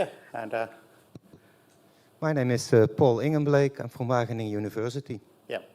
So, Paul, we have been talking about technology and many other things, but one important thing is that what is the customer? So, are we actually talking about the consumers or customers? Maybe we should actually make the difference between the two. So, So the consumer is the person who is finally, for instance, drinking the milk or eating the pork. But actually, before the consumer, there are many other stakeholders in the value chain who are in a position to benefit from the ClearFarm data and the ClearFarm platform.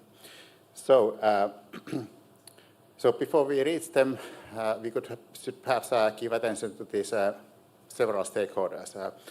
To give you some examples, veterinarians, for instance, can assess the welfare and health of the animals by using sensor data.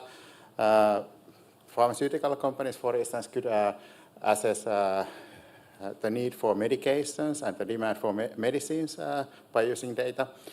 And then, for example, government organizations, certification bodies, or quality assurance bodies, they could use technology to actually assess whether farmers are complying with predefined criteria by using technology, so that instead of carrying out the on-farm inspections, which are costly and also take a lot of farmers' time, they could actually do this from distance. And all these stakeholders actually appreciate data which are useful, robust, valuable, and which can provide economic benefit to them. So I would call this as a low-hanging fruit of the ClearFarm platform. I very much agree with you, Jarkko. And I think as we can see on the next slide, in that respect, your words very much hit the right side of the project, where we are on the business models and the consumer side. So I very much agree with you that that ClearFarm indeed can offer immediate benefits to the groups you just mentioned, like the veterinarian certification organizations and the pharmaceutical companies, among others. But let's not forget one very important thing, and that is that the ClearFarm platform fully depends on farmers to provide the data. So no farmers, no data, no ClearFarm platform. So Paul, in your experience, what do the farmers then want? Yeah, this is something that we examined. So we looked at farmers in 3 different countries, in Spain, the Netherlands, and in Finland. And basically what we see across all the 2 different sectors and across the different countries, across different farm sizes and different systems, is one clear factor, and that is that farmers want their data to be protected and governed by a reliable organization in which they are themselves very well involved. So that is something that probably everybody who wants to do something with the ClearFarm platform should remember: involve the farmers. Yeah, that's a very relevant point. But actually your data shows much more. So farmers are also interested in, let's say, more traditional ways of exploiting data. So on-farm functions of precision farming. So basically they are interested in things like monitoring their animals and obtaining early warning systems so that they can, for instance, observe emerging disease situations early enough, and therefore take measures more immediately and prevent further escalation of the health situation. They are also interested in things like benchmarking and perhaps also sharing the data with organizations which they think that are relevant. So actually this is what I just call the low-hanging fruit. Yes, and what I actually find most interesting is that there's also a significant group of farmers that sees the entrepreneurial potential of the data. So just imagine if, as a farmer, you have hard proof on, let's say, on a number of key animal welfare parameters, how your animals score individually on those parameters. You could take those animals apart and perhaps sell them to a different customer, like a retailer or a brand that tries to differentiate itself in terms of being more environmental than the rest, being more animal friendly than others. This could be maybe mainstream supermarkets or like national brands, but more likely in the first stages it can also be like local brands, even a local butcher where the farmer would be selling to, or a local dairy vendor, or maybe a restaurant or a catering company. Think of protected origin products. I think this is all potential entrepreneurial opportunities that are enabled by these data. Correct. And actually, as an ice hockey fan, I would call this as a game changer. So at least for some farmers, precision livestock farming and the ClearFarm data platform could actually be an opportunity to change their competitive position. So currently, many farmers are dependent on bigger players like retailers. And actually exploiting precision livestock farming data can provide them an opportunity to make their own work more visible to the consumers. And that's one of the things that the consumers, according to our studies, appreciate. It can also provide access for farmers to certain niche markets. And as a work package leader responsible for ClearFarm business model development, I would say that this is a nice opportunity for creating new business models and business opportunities, and also creating new kinds of entrepreneurship in the livestock sector. Yeah, and talking about game changers, let's have a look at the world of the animal welfare certifiers and labeling organizations. I mean, we all know that there's a large number of labeling organizations active in Europe. There is already a trend towards more standardization across the standards that they are using. But with data like those of the ClearFarm platform becoming available, also the standardization itself may change. Because the current practice is mostly to standardize farms or value change, but not so much individual animals. With individual animals, that could actually mean that a farmer could sell some of its animals, for example, under a certain label, because it meets a number of the welfare criteria, meets all the welfare criteria of that particular label. Well, for other animals, it is not able to meet those criteria. Now, if you can imagine then the situation in which the farmer would receive a higher price for those animals that meet the different standards, then there is actually an incentive for that farmer to make sure that as many animals as possible have a better welfare. So that's a real game changer, probably for the farmer, but certainly for the animals living on that farm. Yeah. So what you are saying is that it is important to point out and understand what is important for the consumer, and what is actually the value of the ClearFarm platform for the consumer. And this indeed requires that the participants of the value chain are interested in being involved in the process, and also that they are interested in opening up the processes and showing the data to the consumers. So the value chain stakeholders actually have lots of useful information, as we have seen here. And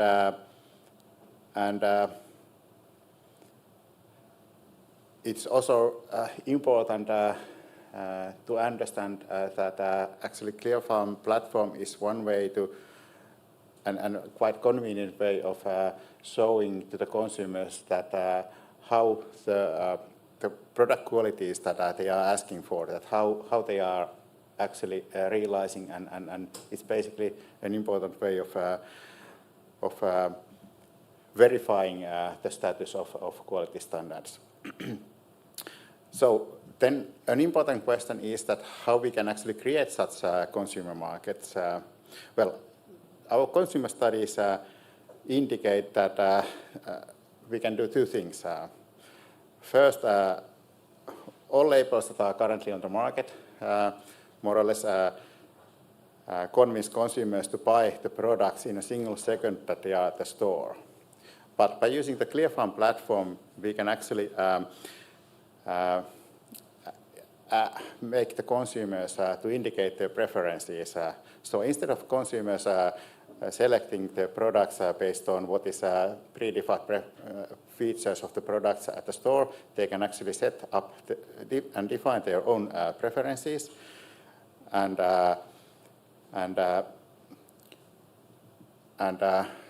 this makes it actually possible for them to find products which are exactly according to their expectations. So instead of consumers expressing their and making their choices in a single second at the store, they could, for instance, define their preferences by sitting cozily in their sofa and watching television. And then the preferences can be stored in the system, and then later on, for instance, in an online shopping environment, online stores, they can use these preferences to actually see which products are matching their expectations. But this would also be useful in conventional stores like grocery stores, if the consumers have, for instance, the app with there. So, and this would actually be quite a valuable and wonderful source for the companies to for instance, predict the demand for their products. Also, it could be a wonderful source of information to plan for the production and so on. So this would really be something that is valuable and can add value to the value chain. I can see where you are going, Jarkko. You're actually suggesting to connect consumer data to animal welfare data, and then to ask consumers to set their own preferences, so that they do not only depend on that split second that they make a decision about a product and should have a look at that animal welfare label, but that they set some of their preferences already before. Maybe I can add another moment to it, namely after the purchase decision. So basically, when consumers reflect on what they have been purchasing and buying over the last month, for example. We already have apps on our phone in which we can count the number of steps and the number of kilometers we have been walking, but nothing on how well we behaved in terms of the purchase decisions that we have made. And as a consequence, we are actually not behaving, are we? Yeah, we are, but the people outside this room are not, those consumers. That's often how it works. So in the current food system, there is no feedback mechanism going back towards consumers. And by combining consumer data to these animal welfare and environmental data, we would actually be able to create such a feedback mechanism. Well, this sounds all maybe a bit futuristic, and we have been debating about it as well inside the project. But we already presented to you some of the low-hanging fruits, so things that we can do immediately with this platform. And this you could see maybe as the fruit that is hanging higher, so for which we need to reach further in order to make actual changes. But looking back on it, ClearFarm actually did manage to bring it one step closer to involving consumers into a food system that is both more animal-friendly, more environmental-friendly, and probably also more farmer-friendly in that respect. If you would like to debate that further with us, we will be happy to do so during the break and probably afterwards. For now, we would like to go on to the final movie. Thank you very much for your attention. Yeah, thank you.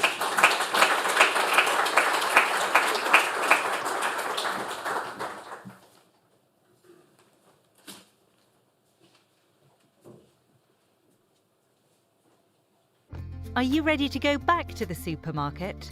Last time we asked you to imagine yourself there, we had you wander over to the dairy or meat section. Let us join you there. On each product, a colour-coded system reveals an animal welfare score. Now you know how technology enables producers and retailers to provide you with a transparent indicator based on comprehensive and accurate information gathered throughout the value chain. We envision a future in which pig and dairy production in Europe becomes more transparent. A future where you can follow the journey of your chosen product through a simple decision-making system accessible via your smartphone. It's not just about the food on your plate, but also about understanding how it got there. ClearFarm, to an enlightened and informed future in the livestock sector.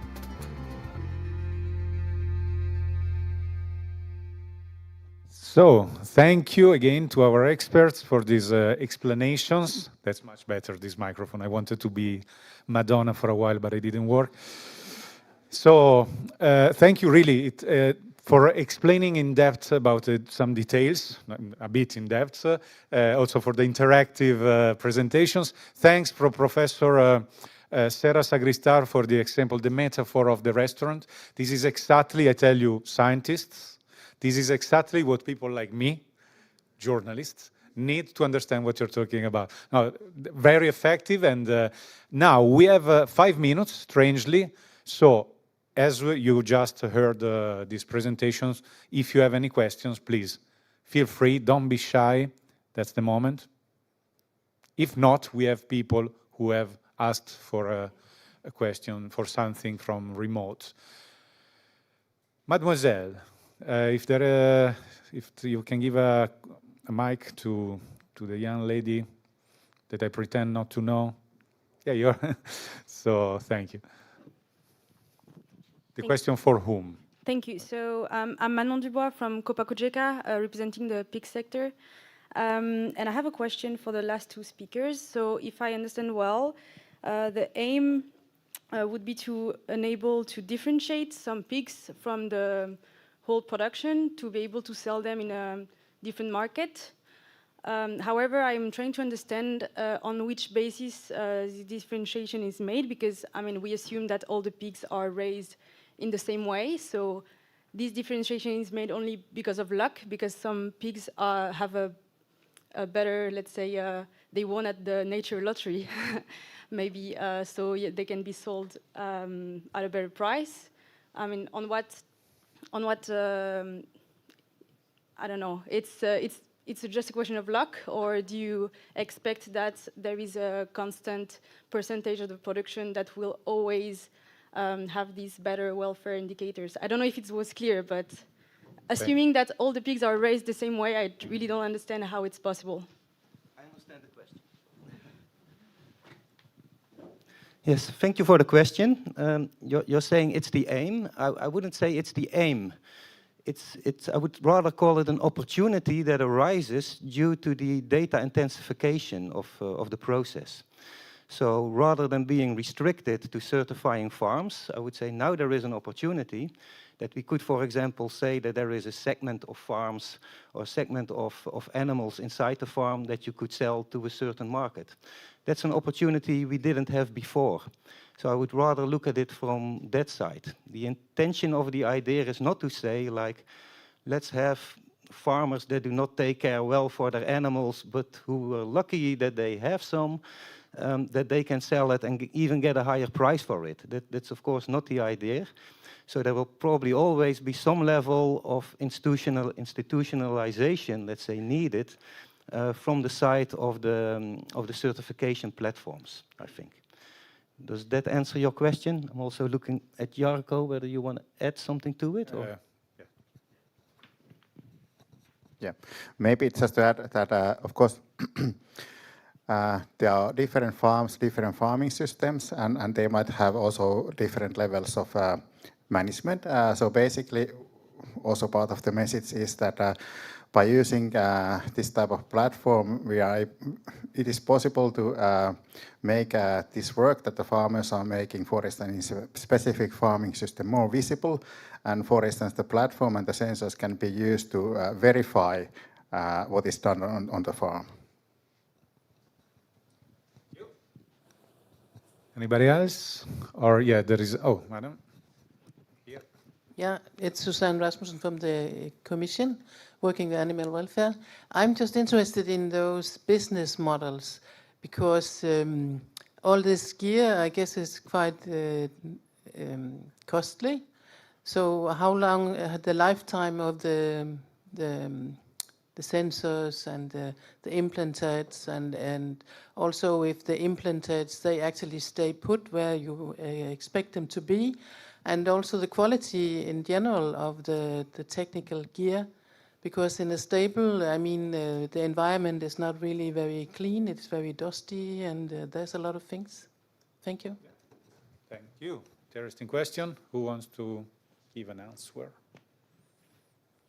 Or you expect me to do it? Because I can, then I don't know. But well, the sensors are the best quality, made in Europe.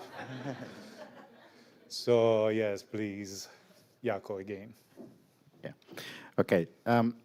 So I'm perhaps not the right person to answer to the question concerning the lifespan of the sensors, but the fact is that there are plenty of sensors already now on the farms. To take an example from Finnish dairy farms, some 70% of farms have at least one type of sensor already installed. So the technology is there and it is being used on farms for various purposes. But of course, when the farmers are installing new sensors, that is an investment that is requiring some costs. So one of the purposes of the ClearFarm project and the business models is actually to try to make better use of the data. And for instance, by integrating data from different sources instead of using the data from each sensor separately. And by combining the data, we can create more value from what is already available. Thanks.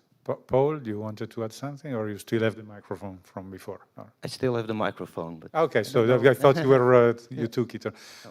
Yes, please. Not too much now because they're getting hungry here. No, everybody who knows me knows it will be fast. Anna Stegar from Luke. And I just want to add to excellent comment from Jarkko that we actually in the project did economic evaluation of the sensors. And basically our results would say it's very tricky about, well, the economic efficiency and the use of the sensors and how farmers can actually benefit from using them. Let's say if you are a good farmer and have excellent management implemented in your farm, some sensor technology could actually not bring you economic benefits at the farm. If you are, let's say, farmers with problems, then some sensors might potentially give you benefits. But there is a problem. Are you actually able to use those sensors efficiently?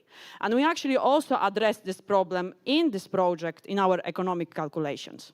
So thanks a lot. Thank you. That was an answer, not a question. So thanks. To be fair, I would say let's take one of the questions from the people following from home or office or wherever.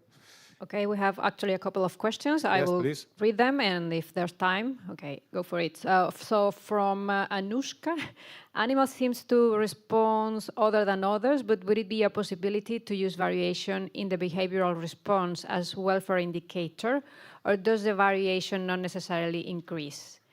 Shall I ask the second one? Yes, then if you want to decide who's answering in the meantime. And then Emma Fabregai-Romans asks, thanks for the presentations in the graphs about NH3 and CO2 levels in pig farms. Could you confirm me that the threshold levels were in ppm for both parameters? Specific question, yes. Jesus, I can even not pretend to answer this. The answer to the second question is yes. And the first one was about variation among animals. I think, yes, indeed, that's a very interesting part of individual knowledge of animals. If we have sensor technology following individuals, then you will see variation among animals.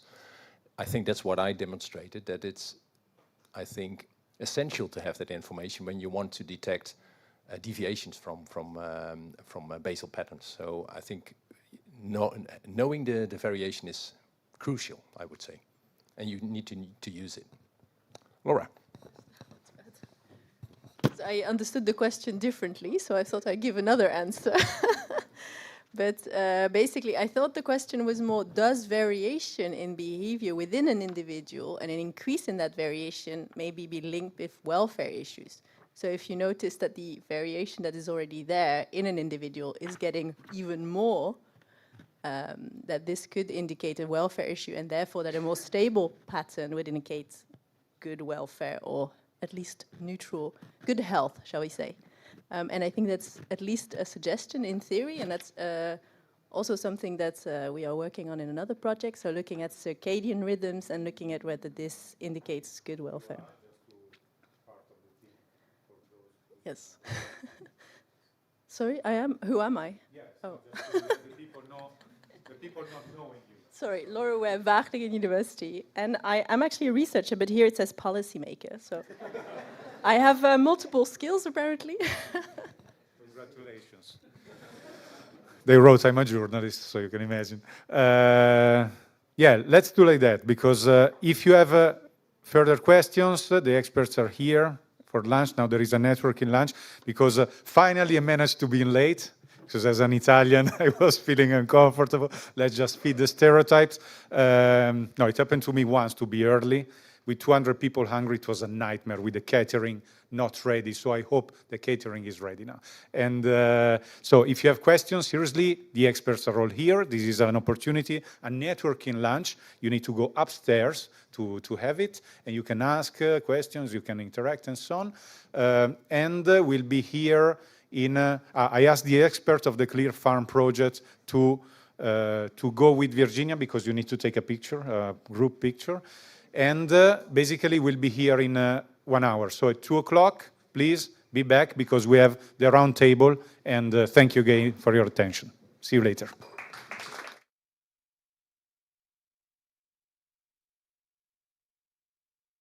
Yes, please, everyone. Take a seat, if you like.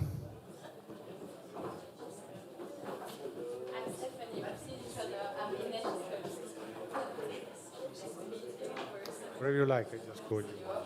I mean, you're the last one. It's the same. I call you time by time. Then we need another couple of speakers having the coffee. Mar, don't be shy.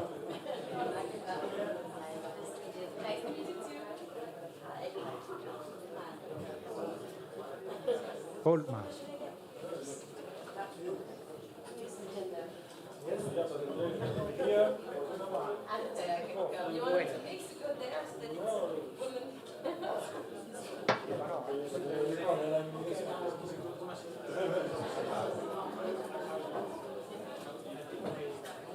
So thank you very much.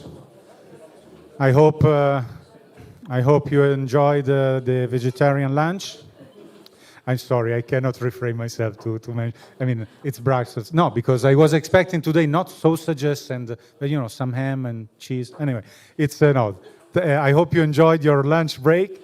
And today, now we're going to have this round table. It's a nice couple of hours of discussion with our important guests.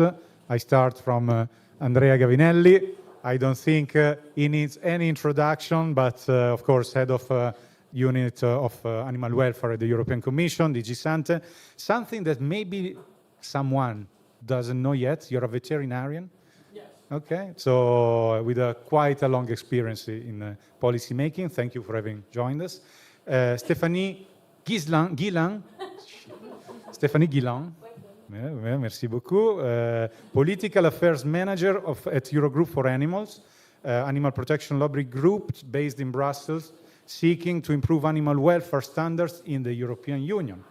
Then we have Miguel Ángel Higuera, the director in Spain of the National Association of Pig Producers and president of the Animal Health and Welfare Working Group of Copa-Cogeca. Mar Maestre, I need to read it because it's an endless CV. Now, senior consultant at ICF, and actually managing groups of researchers, and you're dealing with data collection, data analysis, and so it's exactly what we're talking about today, research design. And important, you've been part of the core team of the study on animal welfare labeling prepared by ICF Consulting, the company you're working for the European Commission. And last but not least, did you put yourself in the right order by coincidence? Amazing. Okay. Paul Yonk from the Department of Animal and Food Science,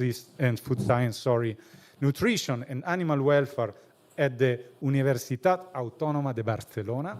And most important today, the ClearFarm Technical Coordinator. So thank you very much for being here. It's an honor for me. And I'm starting, okay, as you're already in the right order, Andrea Gavinelli.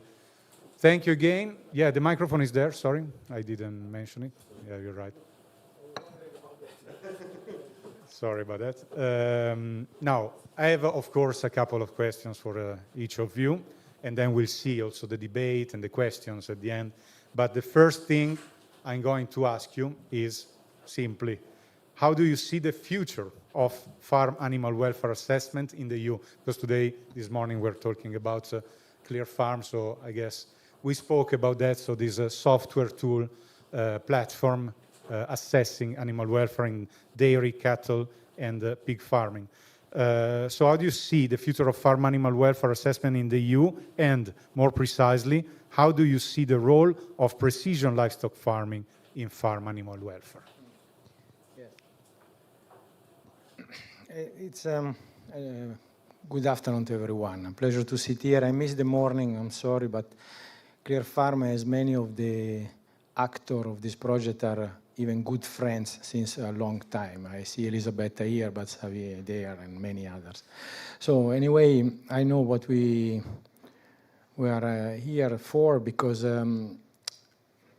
assessment of welfare. We're sitting with the farmer, and I was, as a vet, you mentioned a vet, sitting with a farmer when I was the vet of a dairy farm. No? The first thing is that they were telling to me, the farmer, okay, I look into this animal, he's having this problem, doctor, what you think about? And they were guessing also, and the tools develop more and more. The fact is that a fascinating argument was that the assessment that was done on the quality of the life of the animal in per se was not an assessment of an health problem. It was an assessment of how the animal is feeling. That was the way the farmer was talking to you. And with even an identity, because I was caring about dairy cows in a small farm. The identity of the animal and the way the animal was feeling is exactly, in my opinion, the project of the future. I mean, assessing temperature in an animal, assessing parameters on blood. This is technology. And technology is something very technical, at the same time, very easy. What is the step up of the future is to transpose the technology in something that will be able to support this assessment that was done by the farmer in the past. That means how the animal is feeling. Feeling not because animals are sentient beings only. That's not the issue for me. Feeling because the quality of what we produce, the quality and the approach we have with the future of farming is about exactly how you can feel good with it. And PLF, long time is there, is something that is producing and working to produce incredible tools. But what I'm always worried, and I have to say is an everyday worry, is how to transform research in reality and to be used. And the limiting factor of the future, the first one coming into my worrying, in my attention, in my sight, is exactly the understanding of it. And that's clear. So is coping with the capacity of understanding what is the meaning of it and how can be useful for exactly giving back the same answer that as a farmer I have given to the vet before. So, doctor, for me, this animal doesn't feel well. There are problems here, and I feel that and that. The second element is, of course, the cost, the economy. People are in the streets because resources are very limited today. And the cost of technologies is very high. So democratization of technology is another important element of the future. And is more than needed in this area of production, definitely. That's something that is to be a top priority. And that's for me the challenge of the future. So the role, how you see, I see that if we go above these two main elements, these main situations that are sensitive, the understanding and the costs, if we go over them in a way that will consent the transformation of a reality of this PLF, this is a future. Otherwise, we are not there. Yeah, thanks. Absolutely. And talking of costs and all these aspects, as we have seen today, this morning, PLF is important for animal welfare, but also sustainability. So this morning it's emerged this aspect very much. So I wanted to ask you, of course, how much these technologies, and PLF in particular, is already embedded in the common agricultural policy, and what do we have running right now in the European Union? So how far can we improve the implementation or improve in general PLF in the EU? I think you're the best one to ask you this question. Well, it's a question for the Commission and for my colleagues in DG Agri. I've been talking with them, of course. It's really a question that is a middle way between looking to the future and, in the sense, learning from the past. As you know, the Common Agricultural Policy has been reformed and changed many times, recently also in 2024. Is in the sense that in this period we are talking about already the common agricultural policy of the future. We have started consultation in different levels, not only the strategic dialogue we all know, but really the real working groups for this. It's clear that PLF and the technology are an element that should be central to what the member states are able to bring to us as priority when we talk about the support and the measure of co-financing. And this needs, again, to come back to an important role of education, also in the administrative part of the work. Because clear-cut developing projects and elements to be supported and co-financed demands capacity and technology behind to prepare this investment. And how far we can improve this is, in fact, something I was chatting with the colleague in DG Agri. We really probably need a sort of effort by the academic world to bring more capacity and understanding in the area of administration of this, to be ready to support farmers when they are developing projects that are lacking of technology in it. In few words, to have a good project co-financed by the CAP, you need someone that prepare it and someone that discuss it properly here. And if it starts with very basic knowledge at the beginning, it's very difficult to expect that in Brussels will become better. It could be corrected, could be improved in their targets and whatsoever, approved at the end, but it's not enriching as it could be. So it's really the bottom that should start. Now, in many areas, common agricultural policy are regionalized. So the dialogue is at the level between the official of the region and the farmer or the cooperative, and Copa-Cogeca knows more than me about that. And sometimes there is a big problem between the farmer and the administration at local level, because it's a question of maturity, it's a question of capacity. Problem of understanding each other, or problem of knowledge, more than understanding. Is really problem of knowledge. And when we talk about the frontier of technologies, of course, it's really where they have the major number of deficiencies, in my opinion. I don't want to put the fingers on the colleagues working in public administration. I am one. But it's true that the evolution are faster than the administration, in my opinion, and demand a rapid reaction. So it's more a local thing. Okay. Thank you. No, for the time being, I leave you a moment, and I ask now, speaking about knowledge. Yes, sorry, let's use the same. COVID is over. Speaking about technology, knowledge, and so on. Stephanie Guillain.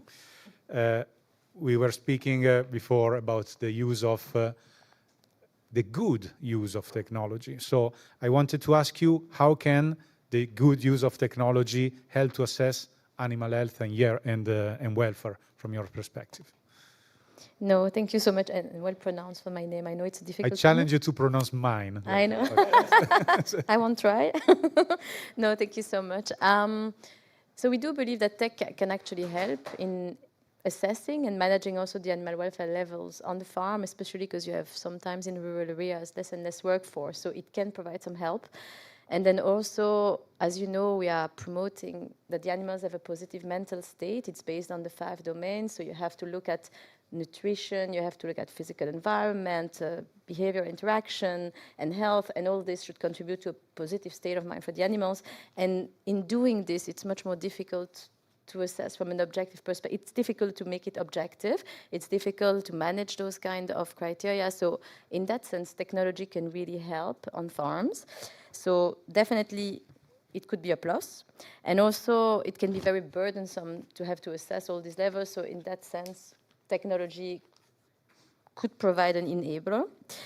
But of course, one of the things we really not are afraid with, but we really look at, is that technology is not used to actually lead to further intensification of farming practices. Because for us, it shouldn't be about having less and less people taking care of the animals. Husbandry is a very important skill for farmers, and it's not about having, like we have in those big farms in China with different stores, with only one person, you know, looking into that. This shouldn't turn this way, because if then tech is used to further intensify animal farming, to have even more animals there, and then we are sustaining a very unsustainable situation, and it wouldn't contribute at all to positive welfare. It would only lead to, at best, keeping the status quo, and even to deteriorate the situation even further. So as you say, it's really the importance of good tech. How do we use it? And it shouldn't lead to more intensification. It should really be used in a way to better assess and then manage the welfare levels on farm, especially as we are moving to a paradigm that's much more about positive welfare, which is more difficult to assess.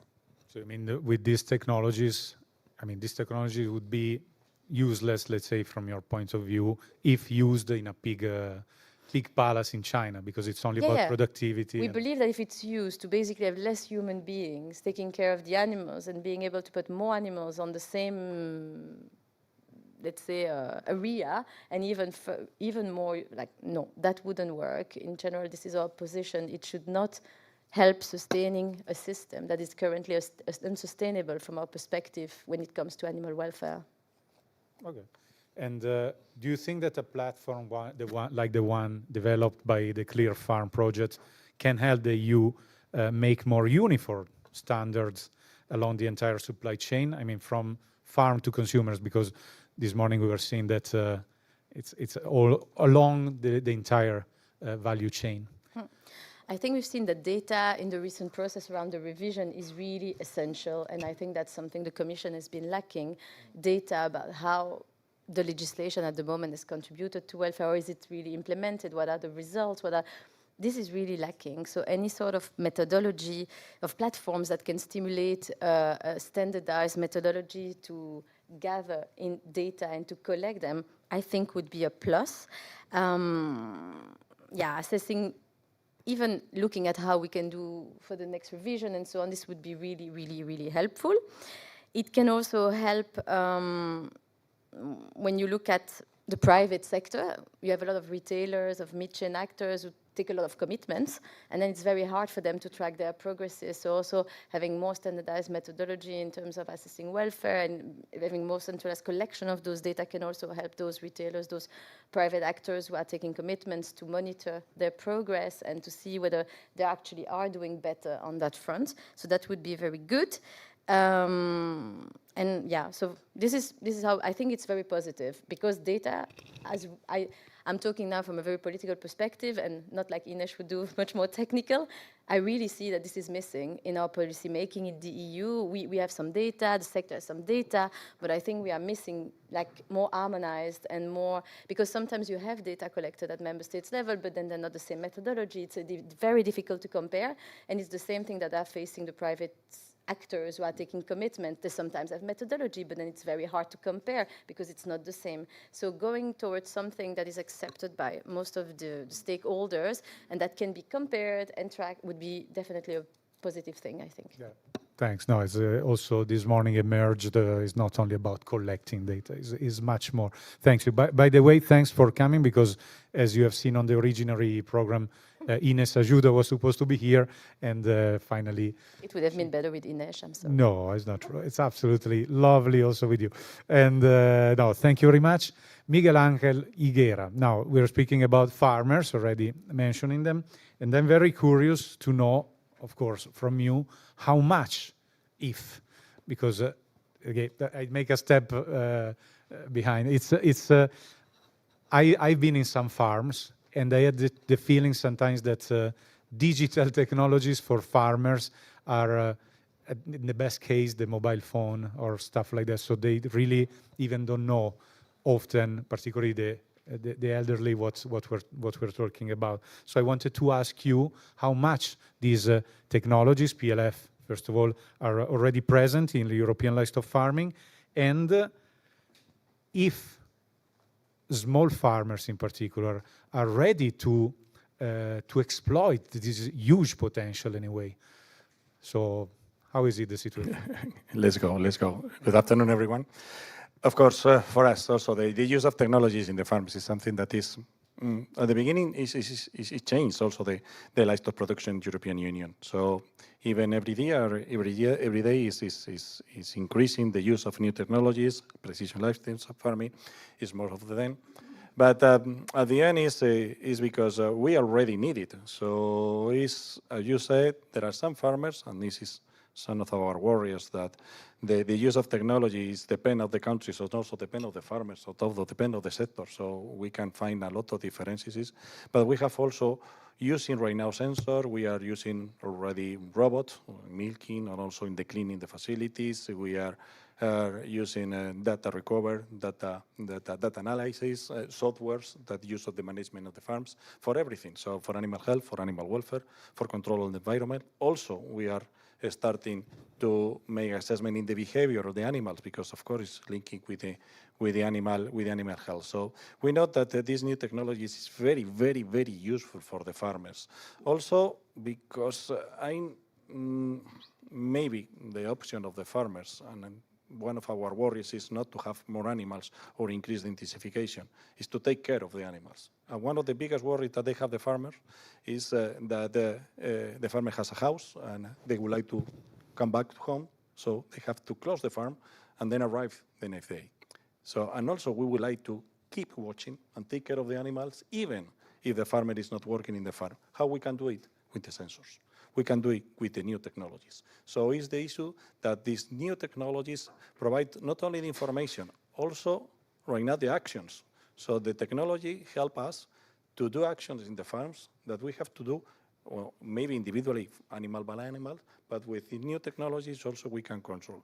This makes to the farmers to feel happier, because at the end they're taking care of the animals 24 hours per day, not only in the time that they are looking for the animals. And also this technology is working in the small, in the mediums, in the large farms. So it's good, it's provided, and it's working. What is the biggest problem? Of course, that at the end, this technology have an important barrier to the access. And I know that for small and medium farmers have some difficulties to try to engage.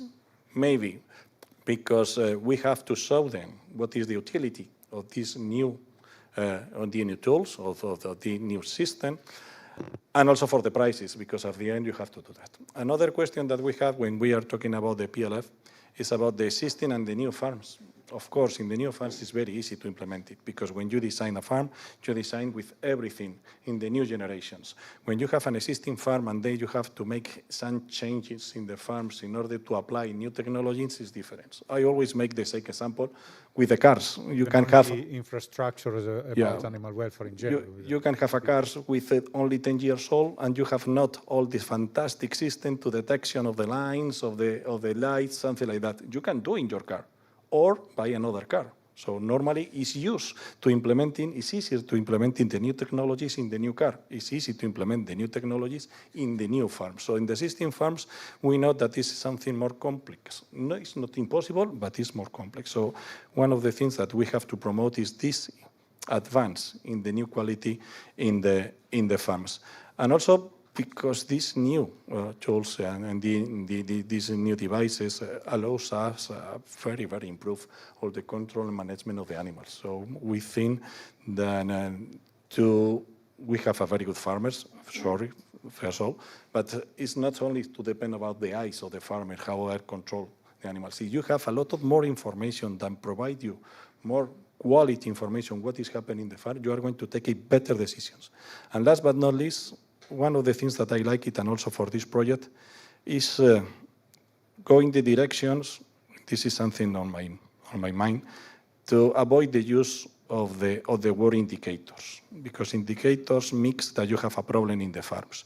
With this technology, you have something fantastic, that is the predictors. So you are going to be 1 day or 2 days before to the disease or any problem, because you have some tools that are going to tell you that something is wrong in your farm, and you are going to detect it 2 days later, but you have detected with this one. So this technology for the farms is fantastic. Look, this fantastic works. I would like to predict the diseases, predict the problems, and not realize that I have a problem that is an indicator. Which means, as we were saying this morning, also saving money, reducing the use of medicines and so on. But are the farmers trained? I mean, how can they face all this new technology? Sorry. No, we have also to touch them. So the problem is that the farmers is in the daily day. Also, we have tried to transfer the sector, because our livestock sector, we have a lot of technology, but we are a traditional sector. We take care of animals. We do that. We are not making iPhones. We are not making cars. We take care of the animals. It's very traditional. So we have to move this traditional sector to the new sector with more information. At the end, the system works in the same level. You have to take care of the animals. But if you have more information, you are going to be better.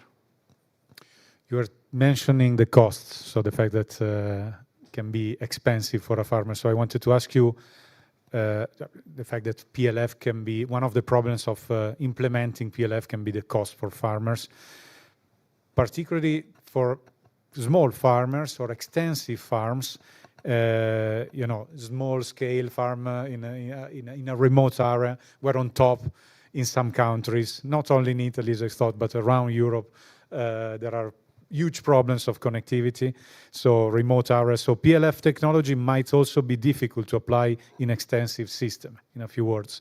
Do you think that the EU policy can help in this context, so small-scale farming and extensive farms? For sure, because at the end, for this not full convinced farmer that this technology is going to be useful by themselves in their farms, they need a little bit push, and this push usually is an economic support. If you have an economic support right now with the PRTR in Europe, also we have some of the lines that you can also apply for the digitalisation, so it's going well, so it's good, you can do that. But also we need another support. We need, of course, training, because at the end the farmer has to know exactly this technology for what you are going to use and what is going to receive him, so at the end, training and information. The infrastructure is clear, because if you have not internet in your farm or you have no connection, impossible to do nothing. You have also more research and development of the product. We have seen in this project that there are a lot of sensors, a lot of one, but we would like to have more and more efficiency, and can be also be combined with the software of the management of the animals. And also we would like also to have one important thing, that is the regulatory framework, because we are going to provide a lot of information we see in this project. Also, information can arrive to the consumer. We can later speak about that we are not very agree with this part of the project, with information, with how we can provide information to the consumer. But this information has to have a legal framework. Who is the owner of this information? How is going to use it? So it is clear. You mean what consumers can ask according to their competences, let's say, or knowledge. And also the knowledge, and also the information, who is the owner of the data. And also one of the things that is important when we are talking about the producers and the consumer is that we forgot one of the key elements that is in behind, that is the retailer. And you don't forget it, that the retailer put the products in the shops, and the retailer choose what is the product that they are going to sell to the consumer, because sometimes, and this is something that for me was absolutely understandable, but I did it. The consumer choose the product that the retailer wants. Good point. Keep it on hold, because I think here with the experts later we can touch it again. We finish this first round. first. So Mar, you're dealing, of course, with the consumers. So you're already at this point. And basically, I wanted to ask you, how can a platform or an app like the one developed through the ClearFarm project can be useful for consumers, first of all? And how can PLF generally impact consumers' perception? Because we were saying this morning at the beginning, it's also, I mean, consumers' demand for animal welfare, of course, and products which are respecting these standards, but it's also a question of transparency. So the perception is very important. So this technology can be giving a objective evaluation of and assessment of animal welfare. So what do you think about that? Yeah. 6 questions together, but it's fine. Very easy task. No, thank you very much. And I mean, just to clarify, a lot of the things that I'm going to refer to today are based on a study we did for the European Commission for DG Sante a few years ago, which was a study on animal welfare labeling. And it looked at the consumer side and the kind of producer sides, and then the impacts that labels could have on animal welfare. And we kind of did on the consumer side, did a very large survey across all EU member states with more or less 450 consumers in each country, gender, age, kind of representative. And that's where a lot of that information is coming from. We kind of asked questions to consumers around their understanding of animal welfare. So we tested whether they actually knew the conditions in which animals were kept and treated, their willingness to receive more information about animal welfare, how they like to receive this information, what type of labels they're more attracted to, and why. We did a small willingness to pay exercise as well with, I think it was chicken fillets, and just kind of looking at different price points and different elements within that and randomize them. But before that, just to say that it's also easy to say, oh, consumers, what do they want? We're all consumers. We'll go to the shop every day. We face decisions, as Miguel Angel was saying. You go to a big supermarket, you've got a number of choices, you've got more time, or you're really keen into choosing what you want to. You may even contact the farm directly and buy from them, but we all are faced with these kind of options and choices and decisions, and we all want to kind of make perhaps better choices at different points than the ones we end up making at points, and there is no guilt linked to that. But when you're doing a lot of these surveys, consumers sometimes feel they need to say they're better than they are because they're being judged, even if it's anonymous. So anyway, we try to kind of account for that bias as well. But now back to technology and how something like precision PLF, in the ClearFarm platform can help consumers receive this information. I mean, it's all about data transparency. It's all about knowing where the data is coming from and being able to understand that data and process it in a way that the consumer can then select the product. It's also about harmonization. It's been mentioned as well. Right now, when we did the study, there were something like, I can't remember how many, but a lot of labels present in the EU. It was something like over 60 labels across different countries. Some countries had up to 10, 12 labels. Other countries didn't have any labels. It was all EU labels. So that then the consumer comes and they're like, well, they're telling me here about happy cows, but then they're saying this is organic. Then they're saying this has free range, but this is fed grass. Like, which one is better? It's a lot of information, difficult to understand, difficult to process. So the moment that data can be harmonized, it can be provided in a succinct manner to consumers, that's easy.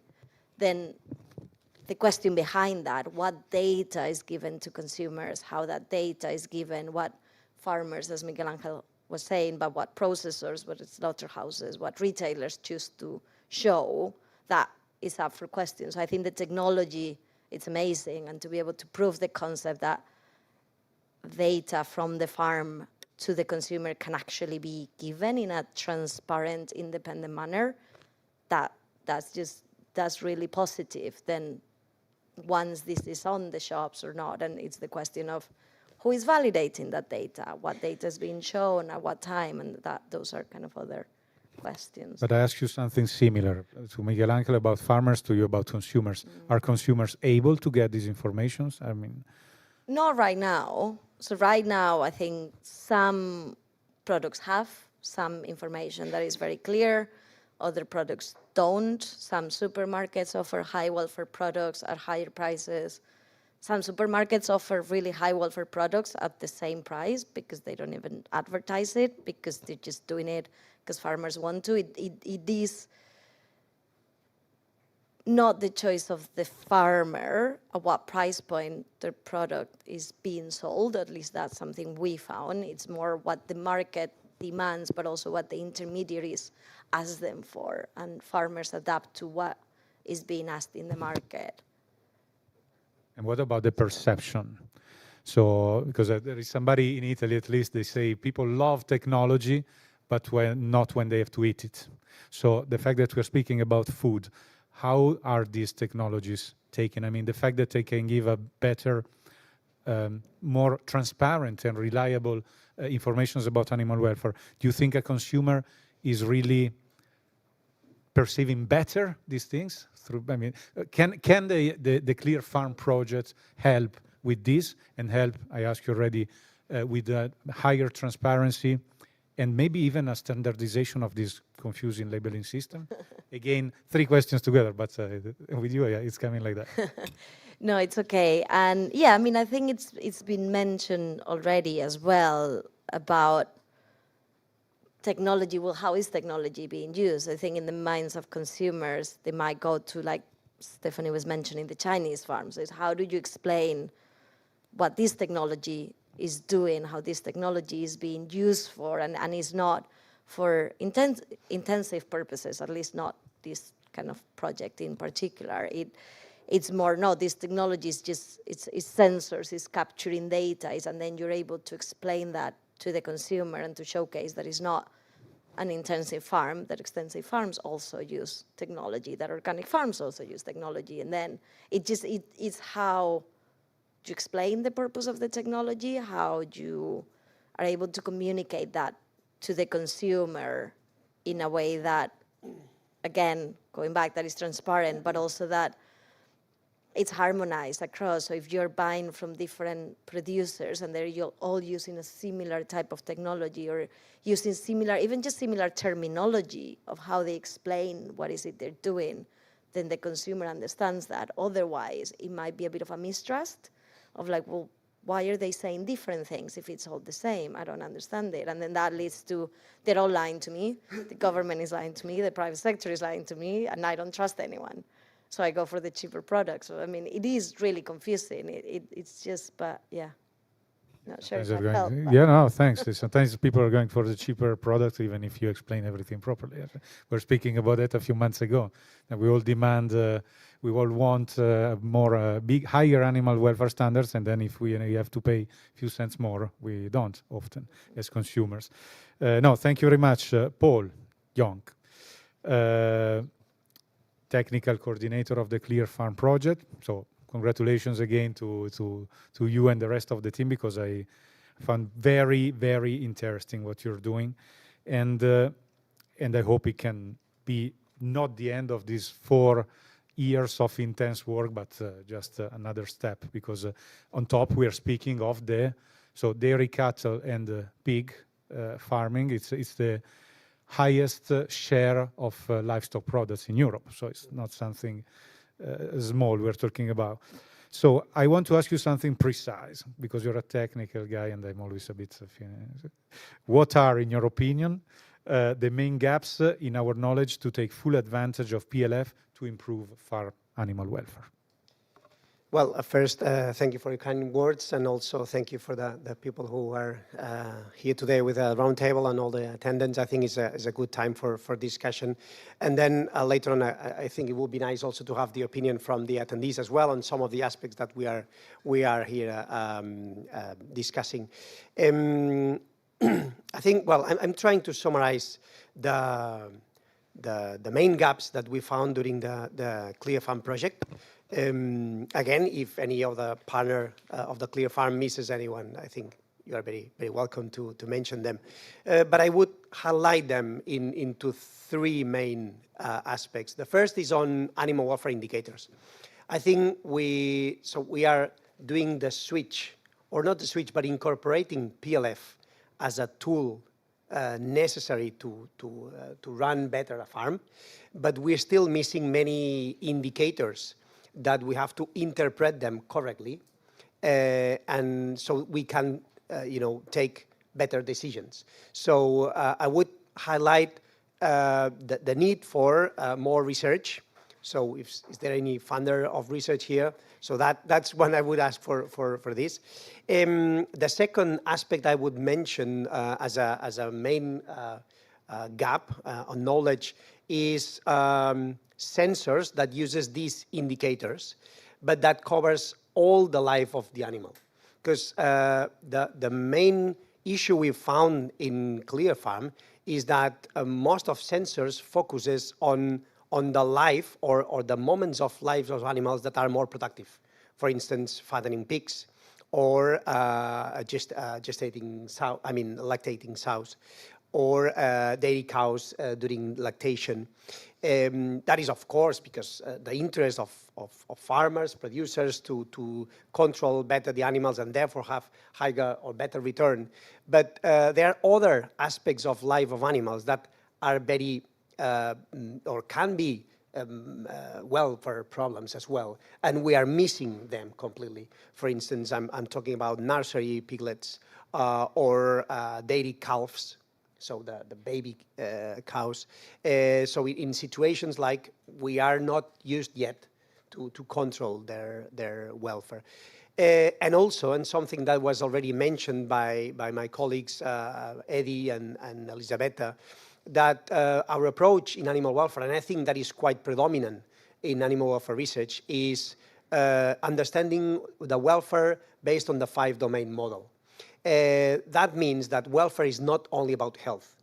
Of course, health is a very important thing, but there are others that can be as important as health. For instance, the nutrition, the housing environment, also even the mental state of animals. So, and these are not yet incorporated, or some of these domains are not yet being assessed using PLF technology. So we need the coverage of the 5 domains through the entire life.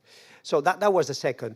And then the third gap, which I think we tried to cover in ClearFarm between the first work package on when we asked stakeholders what are their wishes, so their demands, their expectations. I think there is a scientific gap, perhaps more on the roof of social science, but why is PLF not yet being widely implemented? I think that is what are the main barriers? Are they solely economic? It's just that we need to pay farmers to implement that, or maybe it's also they need some more training. There can be cultural things, like farmers do not trust technology. We don't know, and I think there are many gaps that we need to cover in this sense. So pretty much that summarizes some of the main gaps. Perhaps there are others as well, but that should be covered at least to have better implementation on these PLF tools. Thanks. So you're confirming that this is an ongoing process. So this is not the end, but with more funding, you could go on in, because some parts are still a prototype. Am I right? Or of the project. So it's not everything completed, right? Well, yeah. The ClearFarm, as it is now, is something that I think I'm realistic. It could not be implemented like tomorrow. I think it needs a bit more development. So this is still a prototype that we made it successful in some experimental farms, but it needs further development to be realistic. So I do think that it needs more efforts, probably with other stakeholders, with more engagement of for instance, farmers, consumers, like to bring this into something that is operational for the market and for society at the end. Cool. And no, I hope so, because it's there is an amazing potential. So I wanted to ask you another thing. How do you see, so you hear me? Yes. The future of ClearFarm, so as you're saying, developments related to existing animal welfare assessment schemes? Well, I think it was not the intention of ClearFarm to become another certification or labeling scheme. The intention, rather, was to assist existing certification schemes with a tool that can help on doing better monitoring of animals.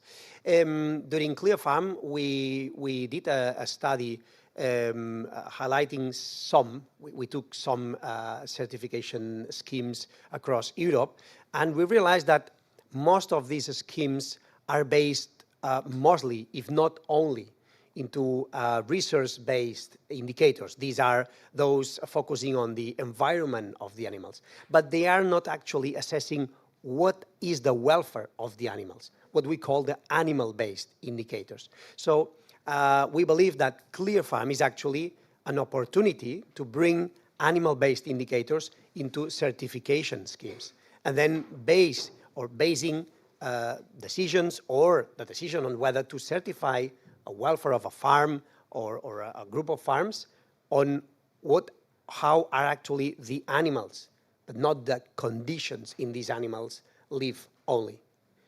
I think if you ask me about the next step of ClearFarm, well, ClearFarm will be finished next 31st of March, luckily. Okay. I mean, it's been motivational speech. Well, no. I think you know things need to exactly. Absolutely, that's the good point, Miguel Angel. You need things to start and then closing and then do new things.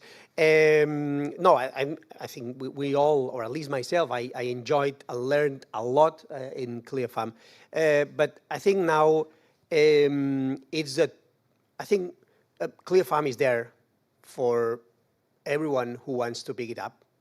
That was a project funded by public European money, and that is meant to be used by European society to go forward. That means that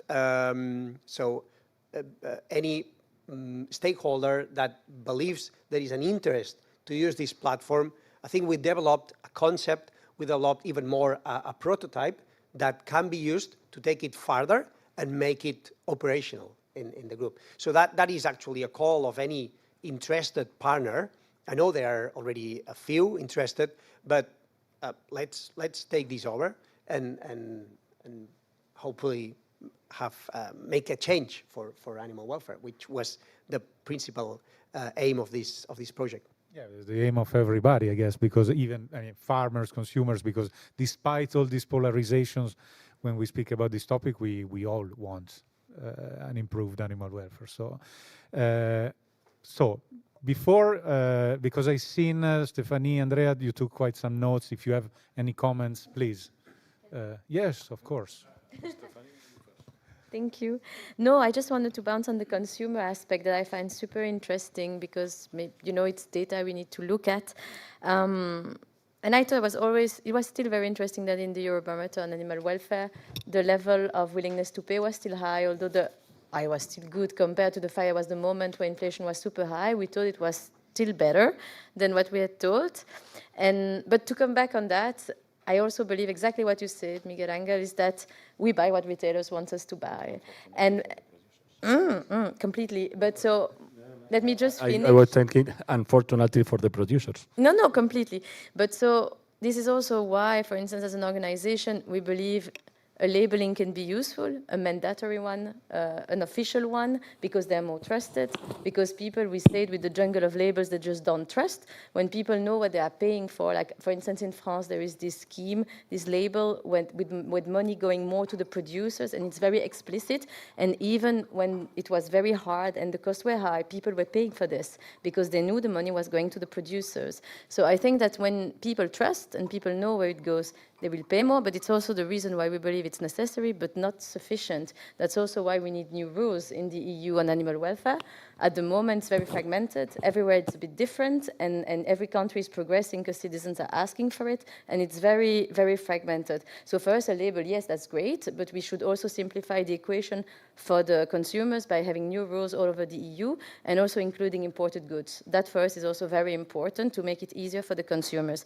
And really, like you said, Miguel Angel, for us, it's also about working on food environment. Stupid things are, where do you place market, like products in the supermarket? How do you make the healthy and sustainable choice the easy one for consumers? And that touches upon a lot of policies that the EU and member states also are in charge of. So it's a wider question, but sometimes I feel we are always blaming the consumers for wanting to buy SUVs, buy other stuff, but we are all consumers and we all know the reality is that sometimes we get home very late, there's not everything in the supermarket, we have to feed the family, it's complicated. So it's much more systemic than, you know, that consumers just wanting not to be better than what they are actually. So I think we need also to really look at the policy framework on food environment and, in our case, on animal welfare legislation and how to make them better at EU level, to make it easier, and including imports and things like that. That would make it easier for consumers to know what they're buying. I share your theory about labeling. I share your theory, and I repeat the theory, because it's not the practical, unfortunately, because this is the system that we both. When we explain about the animal welfare, we say, okay, we can improve the things in our farm. Also, we are going to do better for our pigs, for our animals. Then I'm going to buy for a certification company to arrive to my farm, make the certification. This product is going with the certification. This is going to the retailer. The consumer is going to choose them, is going to pay more, and also the retailer is going to pay more for us. Unfortunately, all of you that you have related with the farms, you know that this is not true at all. Unfortunately, fortunately, we have the labeling is working, but the way from the economic point of view is that for the farmers, if you would like to have access to the market, you are going to have to invest yourself in the labeling. And the retailer is not to pay more. Only is the decision, if you want to have your products in my supermarket, you have to have this label. If you have not this label, please go for the others. And this is a competition, very good competition between retailers, because at the end the retailers say, okay, one of my advisors is on my marketing point of view is because all my products are with this label in animal welfare. So it's something that the other retailers can't accept. They can do it at the same level. So at the end, what is that the labeling in animal welfare is something that has to be mandatory. You want to put your products in the market, but you have not received any additional money. So this, all the fantastic theoretical change that say, okay, I'm going to be better, I'm going to do things, and I'm going to receive more money, that's not. At the end, the money depends on the offer of the demand. That is right, because at the end, if we go in the certification or the more difficult your production, you are going to reduce the production. If you reduce the production, you reduce the offer, you keep the demand, you increase the prices. But this is indirectly, not directly. We would like to have that. I would like to have the option that the consumer pay and this money arrives directly for the farmers, but this system not is working at all, because we are in the free market. We are in the free market, and this system not is working. But I would like to have. So I would like to support you, but unfortunately, we are not in the same. So for us, all the farmers that are making the labeling system is a mandatory, and you have not any additional payment for that. Sure that you have access to the market. You can sell your milk, you can sell your pig, you can sell your poultry, you can sell whatever you want, because you have access to this supermarket, or to those. But if you have not any labeling, you have a problem, because your needs of the market that you are going to sell your products is very reduced. So the price is going to be reduced if you have not the labeling, but you have not an extra payment, unfortunately. But I full agree if you are right. But unfortunately, the market is not. Andrea, thank you, Miguel. Andrea Gavinelli. Yes. Grazie. Thank you. to come back a little bit and picking up, because exactly I was taking notes to the theme of the discussion, because here we are flying over some more, we can say interesting, but really... We promised each other to stay focused on the technology. Exactly, to come back to... but that's why I let them sit... but it's clear that it's very important anyway, because more resources could be more resources to reinvest, but in fact that's the problem we have. The lack of resources to invest sometime in technology. But I want to pick up, in fact, by the consideration that was done just before about the fact that we are lacking sensors, by Paul, we are lacking sensors and especially dedicated sensor to the 5 dimension in a sense. And so we are far from having this possibility to use something like this that is seen by many in a consensual manner as innovative to be used in reality. And the lecture I have, in fact, of this after 20 more years that I'm dealing with EU policies on animal welfare and in many arenas, is the lecture of someone that is a little bit depressing on this, because the problem here is that we have science that developed from the indicators to, in fact, the dimensions that are also so good and well embedded thanks to the work of stupendous scientists that I met in my life, and I'm honored to be here, to be published in literature that is one of the most important literature in the veterinary scientific area. And now, the trick and how we can go from this good science to the reality is when we are now starting to discuss the reality of cost benefits, demand and offer. No? Allora, we're talking about agriculture in Europe. Europe is a GDP for agriculture of 1.2%. When we talk about zootechnics, less, of course. In this 1.2, you have the zootechnics. When you talk about zootechnics, even the global investment, even from the World Bank, is peanuts. It's clear that we have a dichotomy. An issue is the following. Welfare is more and more important for citizens. 84% of the EU citizens that have been investigated with the Eurobarometer, not only by the study of MAR, that I know well because in fact we use it, are saying we want more, okay? But then at the same time, and it's also important, we are surrounding ourselves by animals. I'm dealing now with a proposal of the Commission on the welfare of dogs and cats for the first time in my life, a proposal that is treating about 46% of the European citizens. It's immense, because these are the humans that are in contact with animals in their house, registered. So I suppose are even more, because if I count already my grandmother, she never registered her 20 cats. So anyway, to come back to the reality is that we have a dichotomy. And it's very important, this type of meeting, which we crossbreed ourselves in terms of culture, origin, and nationality. Where is the problem? This less than 1% of the GDP, that is the zootechnics, where we have an author here, because he produced profit, not me. Anyway, this needs fundamentally the means to invest in all what is the research and the technology we're keeping investing in and doing very well to develop. We have to go hand in hand. And why, even if it is less than 1%, is so important to the EU citizens? Because we are surrounded by animals since forever. It's not only a question of the quality of what we eat, the cheese or whatever you want, but is the quality of life. That's why we come back to the fact that we arrived to this, even to the dimensions of welfare. And I think I witnessed myself, and I'm honored to witness this, a big change in this approach, morally, by the EU citizens in that. And we are teaching the world about this. That's really important. We must be more assertive in this and demanding more. That's we. I put we because I'm a citizen, not because I'm an official in the Commission. That's the last thing I'm doing. The most important is as a citizen. As a citizen, this is not how much you measure the value of the animals because are in GDP 0.7. And when people are saying, now this polemic in the street, 30% of the EU budget go to agriculture. Yeah, but this is fast, it's easy to say.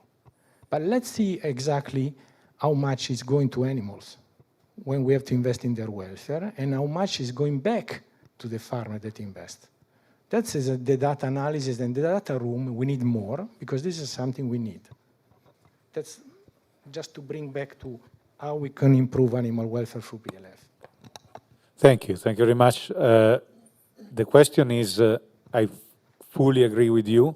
The question is, are we, so you were mentioning your grandma, and I had to think of my grandparents, so are we the same? So our relationship with animals, as we are surrounded by animals since ever, the same? What I mean is that the fact that in Europe, at least, we are so detached from agriculture, not only from nature, so our knowledge about animals and what animals need is not really, the best. So are we really ready to give up the right message, let's say, to the rest of the world? So we are not tending to assess animal welfare in a wrong way, even using technologies.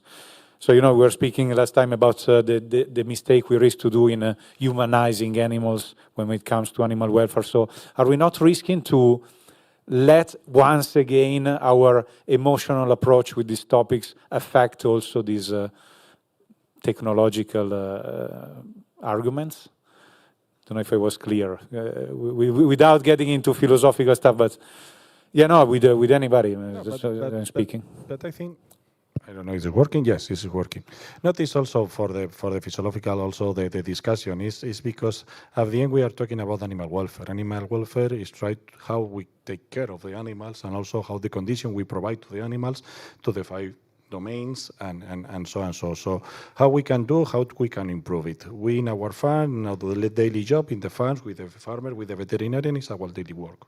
So at the end the purpose is to get food for the people, but the daily work that we have to do is take care of the animals. PLF help us also, not only in the daily day, that you are trying to work better on an easy way.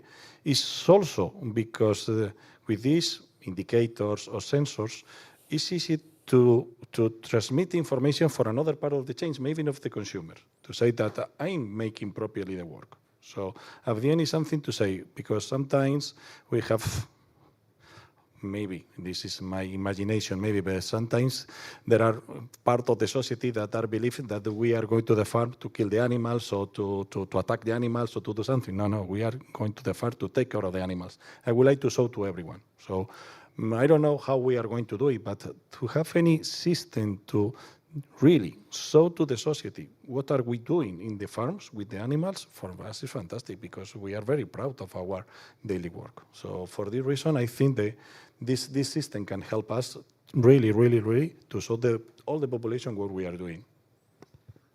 Yeah. I was waiting for you. Yeah, I think I would love that we, as you say, that the consumers could really see, because I think it's quite sad in a way that we are so far away from the farms. As you said, Mar, at some point, we can go to supermarket or contact a farm, but it's quite difficult when you're in a city like this. So I think, honestly, it would be great if consumers could just buzz a QR code and see the farms. I think my job would be a bit easier in a way, because I think I don't even have to use my own scientist. I think 20 EFSA opinions have said that so much needs to improve on many farms, like in general, and some farms are doing very good. But so I think definitely science, I think our legislation, as you say, Andrea, is a bit lagging behind completely of what science is already telling us. Beyond, I mean, as you said, the emotions of what we think when we see animals in certain situations. I think in certain cases we are right to be outraged or to feel like this should improve based on simply on science. And so yes, I think if we could see more of the farms, if people knew more what was happening, they probably would be ready to pay more, as we said, which is not happening probably at the moment. Yes, probably, I think so. If they know what they're paying for, as we said, the problem is also the lack of trust of the certification and so on. But so lack of possibilities, I would say. For me, I think it's great. If people were able to actually see a farm and so on, probably, yeah, my job would be a bit easier. Yeah, I just wanted to try to answer that question if I can, but because it's not about, I mean, well, okay. PLF and what ClearFarm has proved is that we have the data available and we can have the knowledge with a scientific basis of how animals are being kept and treated, and we can be able to look at that data and understand it and process it and be able to identify diseases earlier and to kind of improve the ways and improve the welfare of the animals. Now, what we can do with that data and how that data is used, I think that's kind of the trick, that's the next step. And that is, as Paul was mentioning, it's beyond the ClearFarm project, but it's also like, well, the land of possibilities. I think the challenge and what we see right now in the EU landscape is that animal welfare, not always, but in some cases, is used as a marketing tool. Is used, especially in the cases where they are like, oh, well, the citizens here don't really know anything about animals. So I just put a sun here and it looks like my cows are all day outside and we don't know. So it's just a sun. So it is, I mean, linked to challenges in regulation, but linked to other elements that within the system. But it is now the next step on how we imagine, how is that data going to be used? How is that science going to be presented to consumers? So then they can be empowered to make those choices. So it's not, yeah, they want, they don't want it. It's right now they don't have the information available. So they can't really make choices. In some countries, specific EU member states, they can. In some specific neighborhoods, they can. But in general, it's a very difficult choice. So it's, yeah. Thank you. No, considering this, a question for everyone, maybe Paul or, I don't know, Miguel Angel. So for how it is right now, the ClearFarm platform, are all these things taken into account? I mean, the knowledge of consumers. So what can consumers, so is what consumers can ask somehow, I don't say filter, but did you consider the fact that consumers can ask something, I don't say wrong, but not really fitting with what animal welfare assessment is? I think the challenge here is to inform consumers keeping their, or trying to match their expectations. And that is, it's not an easy point at all, because the expectations from different consumers may be a wide range of possibilities across European citizens. So I think the challenge is to find the way to better inform animal welfare so everyone can understand and make decisions and increase transparency. We depicted a possibility, you know, that global welfare score that was previously presented, divided into few domains. So then consumers can understand what, because an interested consumer may say, or may ask him, herself, why is this global score coming from? What does that mean? That I have a 83 or a green? So then there is a possibility to explain consumers, okay, this green comes from these different domains, that this cow was healthy through the entire life or at this particular point, but then there were other issues, like for instance, I don't know, it was obese or was lame at the time, that somehow decreased the global score. That is something, it has a double edge thing, because then there is always the possibility to take it in the wrong perspective, saying, okay, I'm not, why is not that cow a 100% welfare? Anyway, we as scientists, we just prepared the tool and leave it there. Then this information can be used in many, in different ways, according to either consumer expectations or demands, or producer willingness to share. I think there, again, going back to the initial point, is to what degree, to which point transparency have to be implemented to to make a compromise between one part and the other. Because at the end, it looks like there is consumers willing to know more, sometimes, not always, and then producers can, okay, let's share, but you don't want to show your home all the time. Farms are their homes. So yeah, it's something that I can say honestly that I don't have the answer. Maybe here in the round table can talk about more. Okay, I would like also to make my opinion about that, and I would like to talk to take you a brief history. When I developed the labeling system in Spain, we have a fantastic developed system with different levels and also with different labels and different colors to identify what is the level of animal welfare, good, very good, and excellent, everything. And we go to the retailers to present what is fantastic work that we have done to the information of the consumer, because we think that the consumer have to take the decision and we have to provide the different option to the consumers. And we provide, and we have all the retailers explaining how it's going to do. Now the consumer is going to take the action to choose what is the level of the animal welfare and also pay for that. One of the biggest places in Europe, tell me, come here, little boy, sit here. Do you think that my shops are a Christmas tree? Do you think that in my shop I am going to have plenty of colors with different labels only for you? Do you think that I have to have 4 or 5 references for a single product only because you want? No. I have only one product, one reference, and apologize for that. The consumer that going to my shop is going to buy the product I am going to offer him, not the product that they want. This changed my mind and was absolutely devastating for me. 1.5 years working in a system to try to inform to the consumer.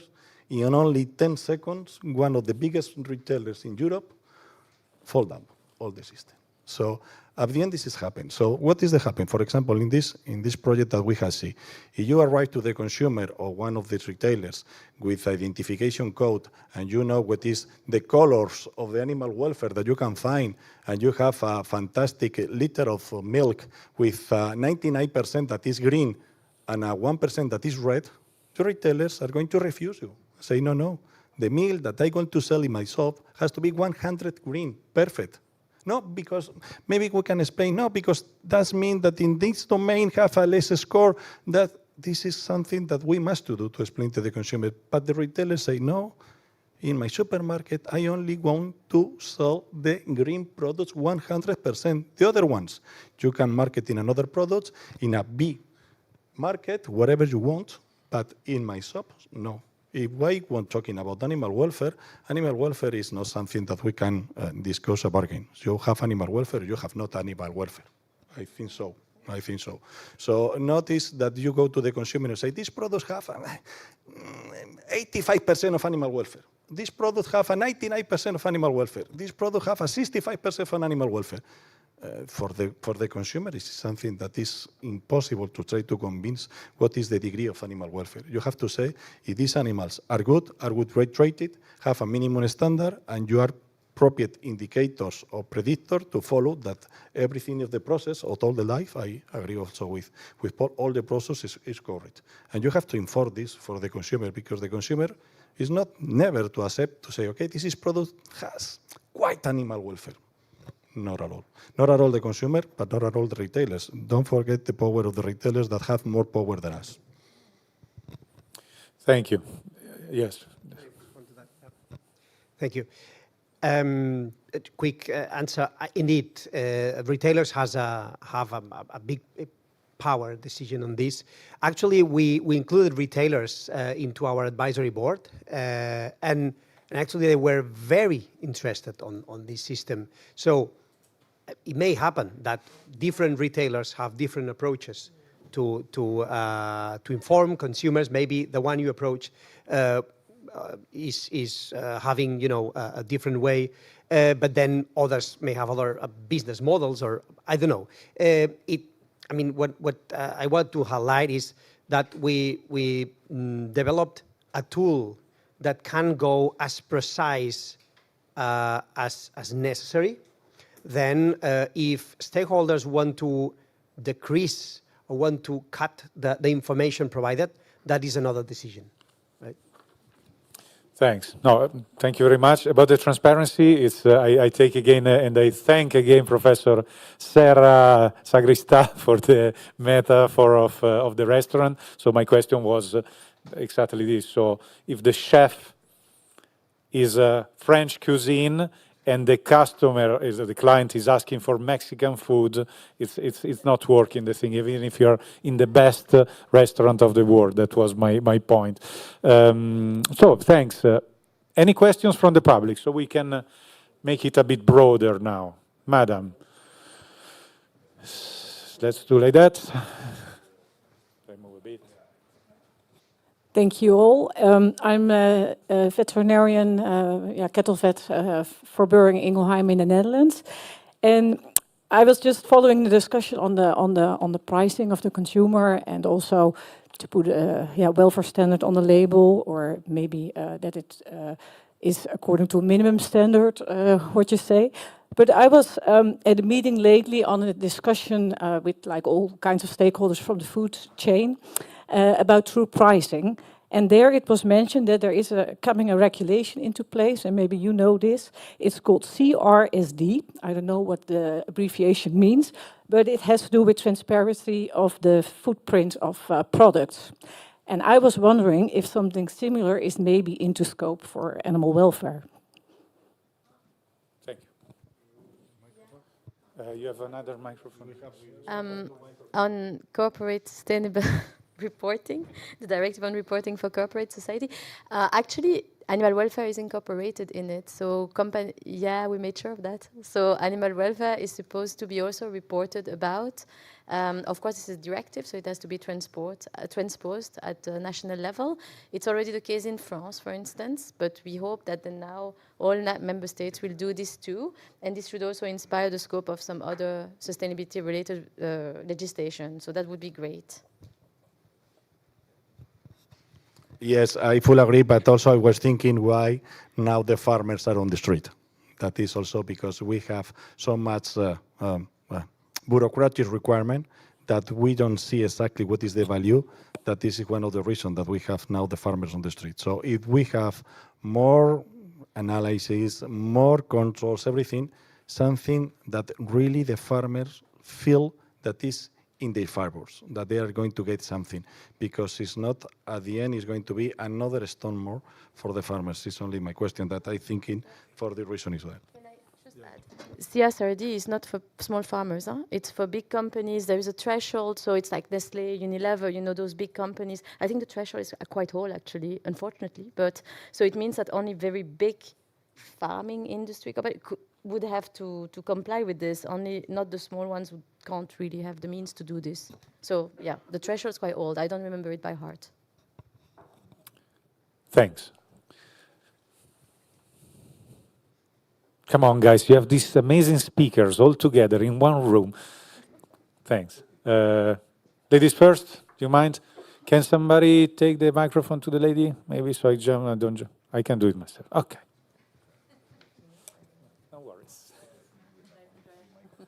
Hi, Claire Carlisle from Animal Health Europe. I'm really interested in the outcome of the consumer focus groups, what they thought about PLF. Are they thinking along the lines it's just going to drive further intensification in pig hotels, or do they see it as a benefit for animal welfare and animal health? Paul, can I bring this question to you? Oh. Let's taste it. Sorry, madam.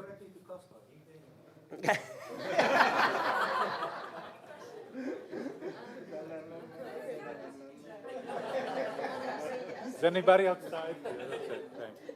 No, I'm happy to take this. Thank you very much. Yeah, that's a good question. And I think it's also a nice one to address, also following the discussion which was going on. In general, what we saw when we asked the consumers is that there's a huge amount of consumers who really don't know and don't want to know. And that's, I think, the most important recognition, because they just say, I just don't want to think about these things so much, right? That's an interesting recognition. They had no clue about precision livestock farming when we conducted the study. I mean, it's now almost 4 years ago when we conducted them. So there might be a change in this, but that was the case when we conducted the study. And interesting was also to see how the dynamics were in these consumers. I mean, we're talking about a very limited sample size. We conducted this focus group in the Netherlands at that time. But I think what we really took from it was really the recognition that consumers are probably not, they are interested, some of them, but the majority is not. And that we indeed need to, and I agree with the speakers, need to find solutions which are pretty easy for consumer, intuitive, and that they should, or we should in the ClearFarm platform really provide a system which is intuitive, which is easy, and which is aligned with their requirements, so that they, and we proposed, one of the ideas was also within the project that we proposed something where consumers can just indicate, and I think, Paul, you mentioned it also in the presentation very, very clearly, that they indicate their preferences, and according to their preferences, we use the platform to align and suggest particular products based on the data we have. So we can actually give them just a product which is according to their preferences and maybe just exclude the other ones. That makes a decision much easier and and probably also more goal-directed for consumers to actually buy the products they want. And also, and then I think I really close, I'm talking already quite long to your question, but nevertheless, I think that also results in a feedback loop. So these data of what the consumers actually decided will be then go back to the value chain and basically affecting all of them. And we talked about retailers as the gatekeepers. That's true, but there are also much more value chain actors which we have to consider to really find these holistic solutions we are looking for and we try to explore in the ClearFarm project. Yeah. Thank you. Then I had 2 questions here in front. Bye. But there was Eddie. Sorry.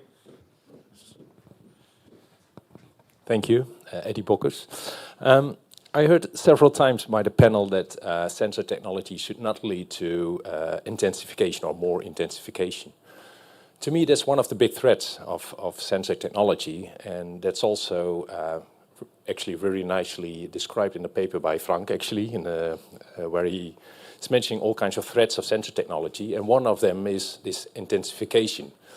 And an example is when a farmer wants to buy a milking robot, he needs a certain number of cows for that milking robot. And when he wants to buy a next one, he needs more cows. So I was wondering how you can prevent that to, when you use more sensor technology to prevent this intensification.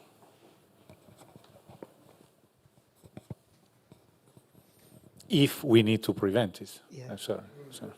Can I start with that? I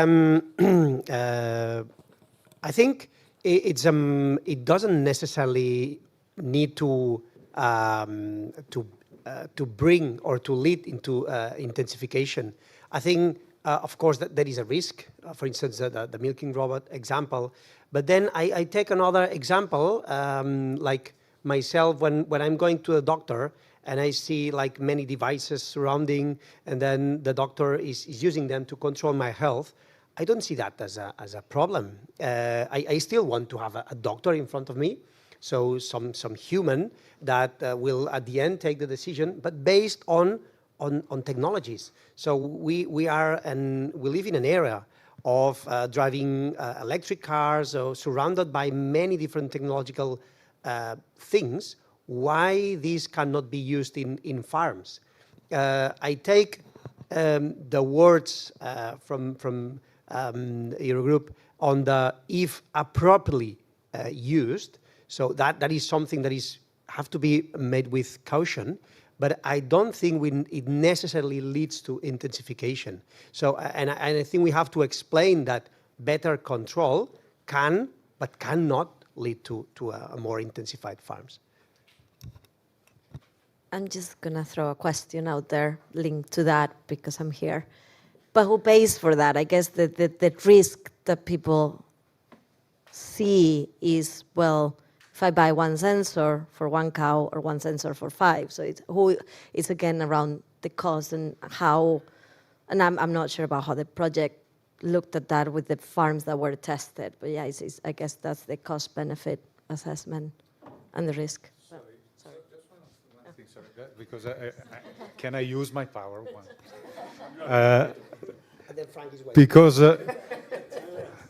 I'm unfair now. I run around all the time.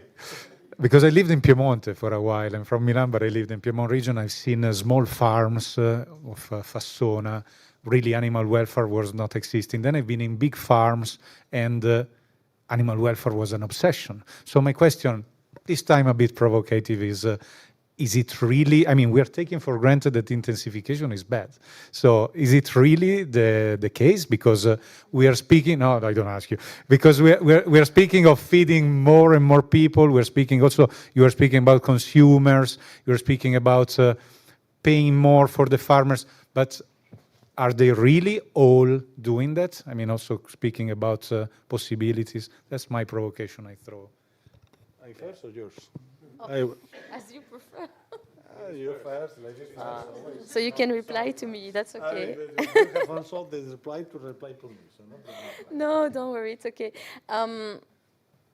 As you say, I don't think small farm equal good welfare, big farm equal wrong welfare. It depends on other indicators. And as you mentioned, I was very interested to hear that you say that, for instance, PLF was much more used on the health side of the 5 domains, not yet on the others.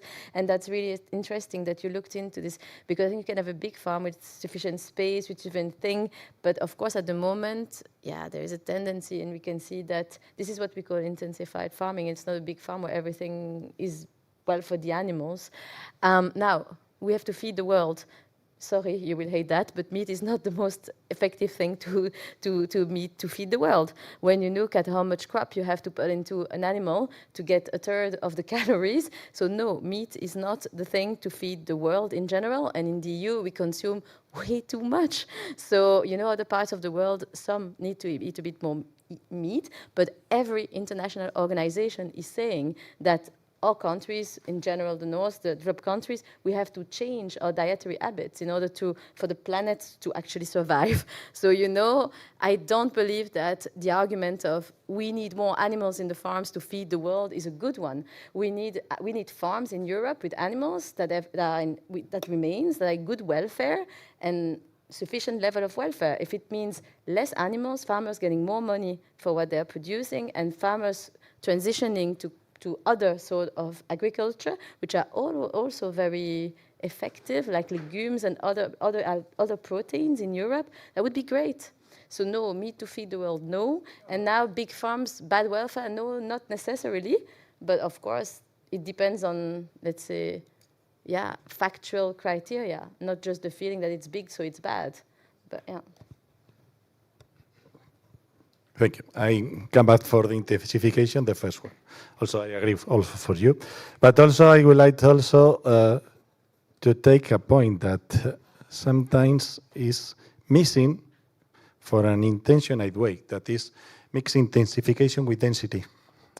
And for sure, and we are happy that in European Union, the animal welfare is individual. So if you have a farm with 100 animals, these 100 animals have the same animal welfare that if you have a farm with 10,000 animals, because it's individual. So we make a little bit time we would like to try to misunderstand the people to say that the intensifications is the same than density, and this is not at all. So here's the first one. So to be clear. Also, it's not intensification, it's also the possibility to make the invest. Not only in the sensor, in animal welfare, and also when we are talking about the treatment, if we would like to invest in a plan to treatment the slurry, you have to have a minimum size of the farm to be effective to do that. So at the end, only large farm can be able to treat the slurry, not the small farm, because it's not possible at all, because the economic one, that is quite impossible. And of course, if we reduce the number of animals in Europe, we are going another time to be problem with imported animals for the third countries. And also, some of the people that are refused that we have to eat meat is something that is interesting for me, that they don't refuse what is the heritage, because we are him sitting with a microphone, we are not in a trees, so we have an heritage, and we are here because we have a meat eaters, not because we are monkeys or something like that. So when we are talking that we don't need to eat the meat, okay, but you are not frustrating and you are supporting your heritage that we are here. Why? Because you're not, but your ancestry has meat eaters. Thank you, Frank. Sorry, I was so rude. No problem. Thank you. I'll keep you to that. I would like to go back to the issue of the consumer and the retailer and the importance of having the willingness of the retailer to cooperate.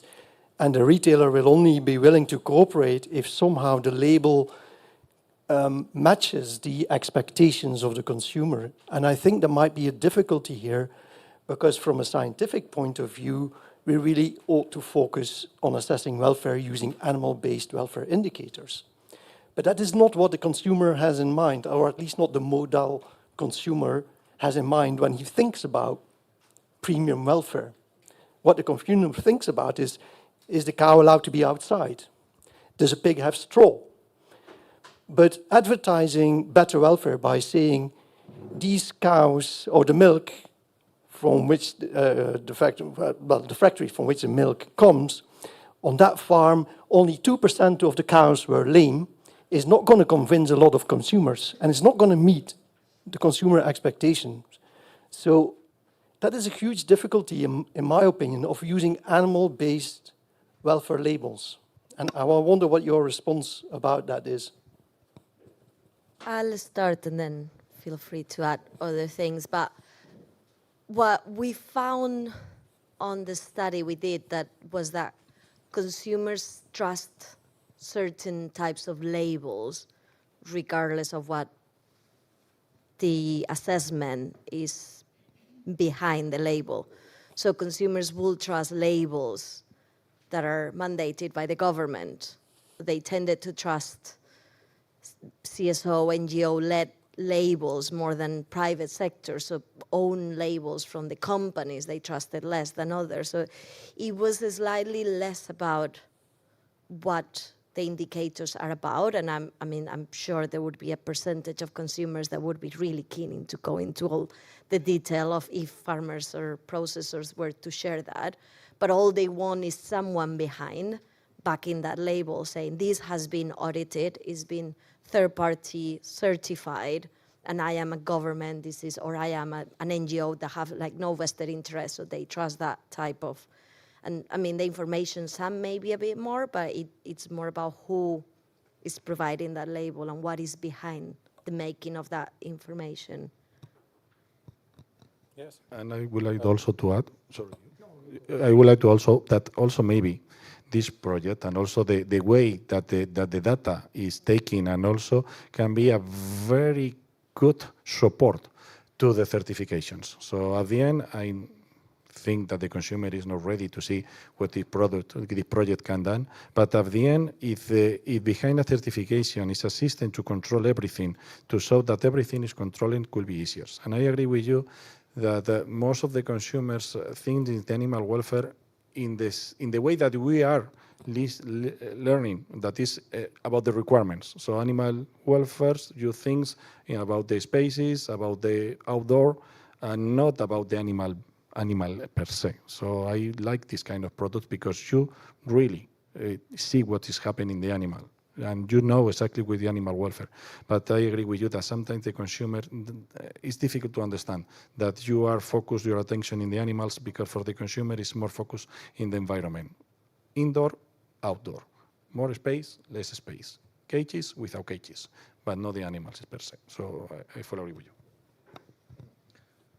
you. Just to bring some of my experience on this, and it's true, there will, in my opinion, will be always difficult to build a business model on animal welfare that is saying these are suffering less than the others. And in my opinion, go by the experience of being on the side of the policy making in this area. is the fact that is matching what was said by Mar before. The fact that there is, first of all, a delegation to the institutional powers to grant animal welfare in the EU citizens. It's confirmed by the recent Eurobarometer. Practically, we have the oldest acquis in terms of legislation of the world. We had the first standards for animal welfare in legislation for the most important economic association of states in the world. And is interesting to say that everything started when the UK, member of the EU at the time of the EC, was pushing about a concept that was the concept of unnecessary suffering, not about animal welfare, not even about animal protection. And it was the first, if you go to read the first directive proposed by the Commission in the 70s about the protection of animal at killing in the slaughterhouses.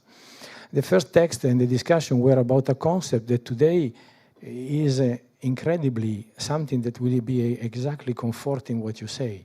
Nobody will accept that here I'm sitting leading a unit to prevent unnecessary suffering. We cannot accept suffering. And this is how we developed through the treaty today.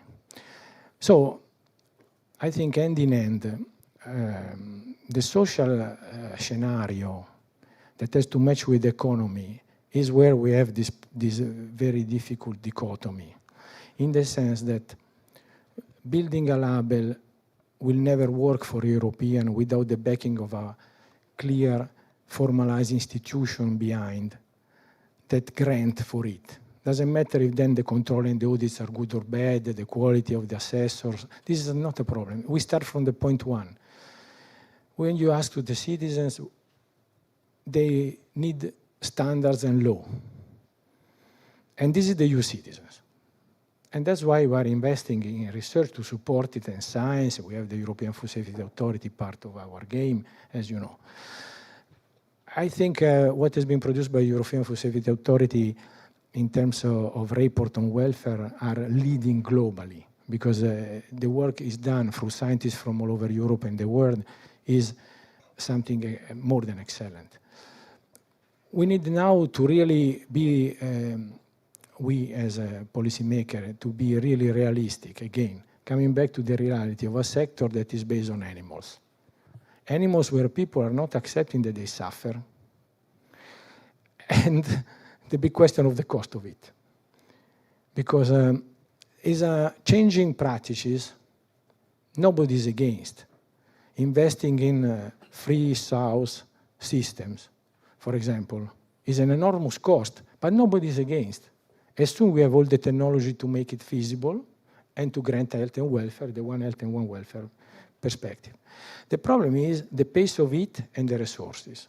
And that's where resources are also technologies, and where, in fact, the call of the politics is also sometimes, again, in a desynchronized situation with the reality. And the progression of it is something that has been difficult to achieve in a systematic and steady way in Europe, also because European member states and cultures are different, and they've been looking into this issue in different patterns and quality of investments. This is true. We see differences between certain member states, between certain category of animals, between certain trade patterns that also facilitate investments in one area. Probably one important call is, in fact, to create to start not only a dialogue as is now starting, okay, it's been always there, will be reinforced, but also an important data room, because the data to set the pace are really important. I've been working 2 years in an impact assessment, and I tell you, it's difficult still to get exactly how much are the revenues of a farmer when we talk about animals. It's true. It's difficult to get on data, I mean, not on the pocket, because the one, I suppose, the farmer knows, is the one having the pocket.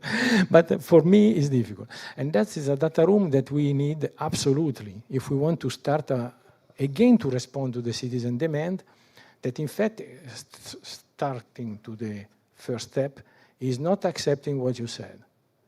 It's not saying, I'm happy when you are going to say, look, these are good eggs. Hens are suffering 75%. The unnecessary suffering is gone. We keep the one we have to keep. You will never be an happy consumer, not even my daughter. Thanks. Yes, we have a couple of questions from people following remotely. Yes, we have a question from Karinder Malhimi, which says, how does the momentum generated by the ClearFarm final event translate into actionable measures and ongoing initiatives aimed at embedding animal welfare at the heart of the European food? It's like the summary, maybe, of the whole session. I don't know if I got the question right, if anyone got it. So why is this happening now? What's next? How are you Right. going to use the momentum? Okay. Well, I think it's a matter of everyone sitting here and those following also online. I mean, it's not, as said before, we as a team of researchers, but also companies, I mean, all the partners, we are finishing our commitment in a few weeks, and we will leave. We will somehow finish that with some idea product. We will leave it there. That will be available for everyone. So I think it's something available for anyone that wants to take it. In terms of ClearFarm Consortium, we don't have a decision yet on how this will be continued. Or correct me if I'm wrong, if any of the partners they have. So I just want to emphasize that this is somehow public knowledge, and hopefully this will be taken over by people making impact on it. Next one. Do you have how many questions? That's it. Okay. There is the handsome gentleman. Another handsome gentleman. Okay. Thank you very much. With a gorgeous haircut as well, right? That's why I like your style, yes. Right. Right. No, it's definitely a follow-up question, but I think those, first of all, Pierre Sultana from Animal Health Europe, I think those who can really much answer this question are towards my left, so Andrea in particular, right? So we saw today what digital technologies are available, why they are important, but the question of the how is indeed missing, and this we need maybe political advisors there. So we know there is the political proposals, the animal welfare proposals as a possibility. We have the common agriculture policy, which we shortly touched upon. But is there anything more that can be done or should be done politically, like a legislative proposal or a strategy as it involves so many DGs in the European Commission? Or is it more something like the let the market develop and do? That's a question. Please. Yes. Thank you, Pierre, for the question. It's really focusing on, I think, an important point for the future. Because, in fact, the approach to this policy making, this area of policy making, has never been really holistic. And I think it's been always comfortable to look into this policy area, responding to specific specific demands that have been focusing on certain aspects of farming here and there. The quality now demanded to this type of policy area is stepping up in terms of having to deliver an element of resilience for the current zootechnical system of Europe. One demand is clear resilience that we have, because, as has been said, farmers are disappearing, systems are no more incentivizing this activity. The quality of this resilience passes only, in my opinion, through exactly innovation and the use of this capacity of technology. That's why what has been done has to be revised, in my opinion, too. Common agricultural policy should be definitely orienting more in this area. And as I said, we need, at the beginning, member states, competent authority that learn about this process of stepping up to innovation.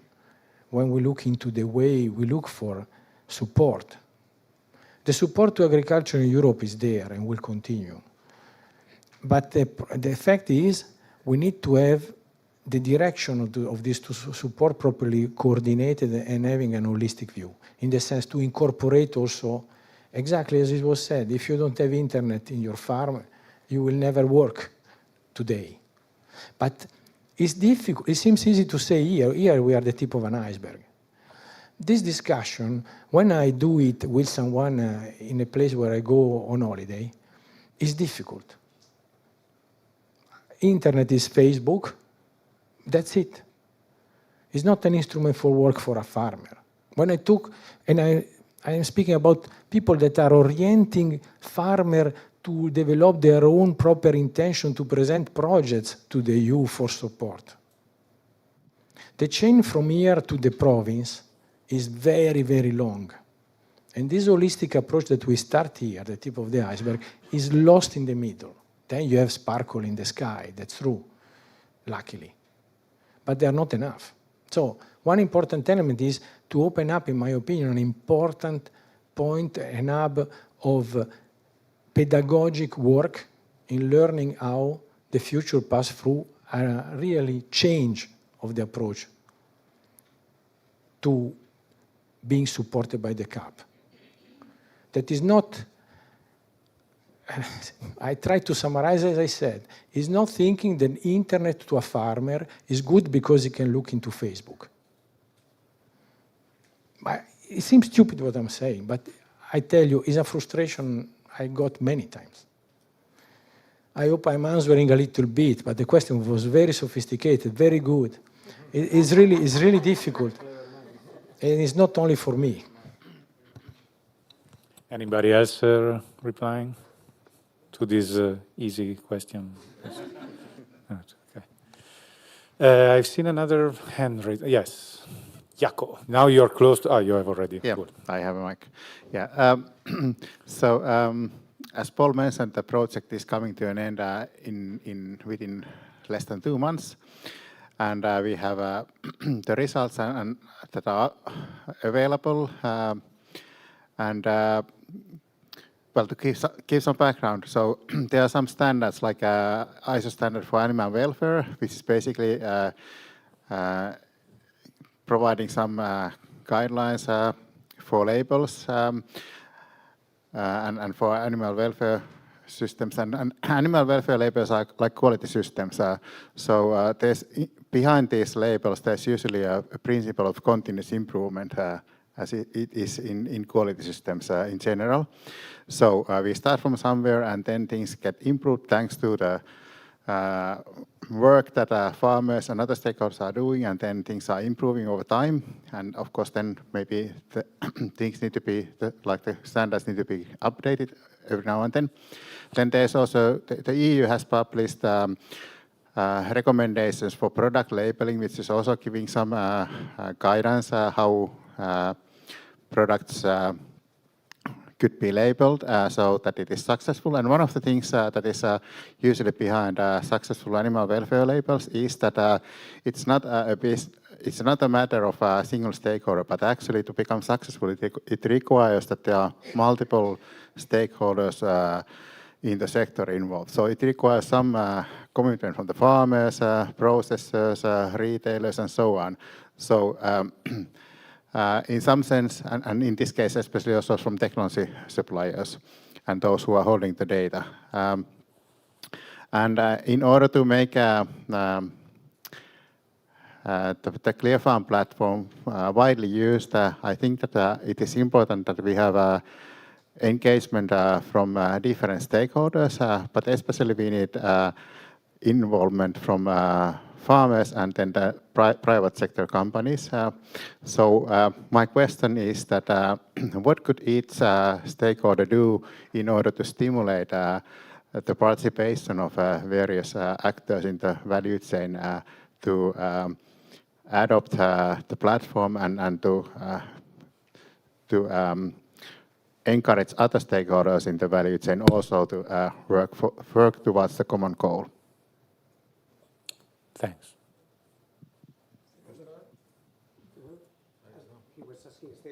Yeah. But I was thinking in the answer, so Jarkko, because this is your product, your project, and I was thinking how we can use it.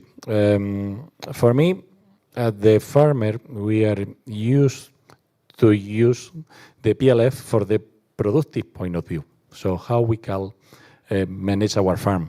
Now with this project, we have another point of view is that we can use the sensors and new technologies to evaluate and also have the traceability of animal welfare. So this is a very interesting point.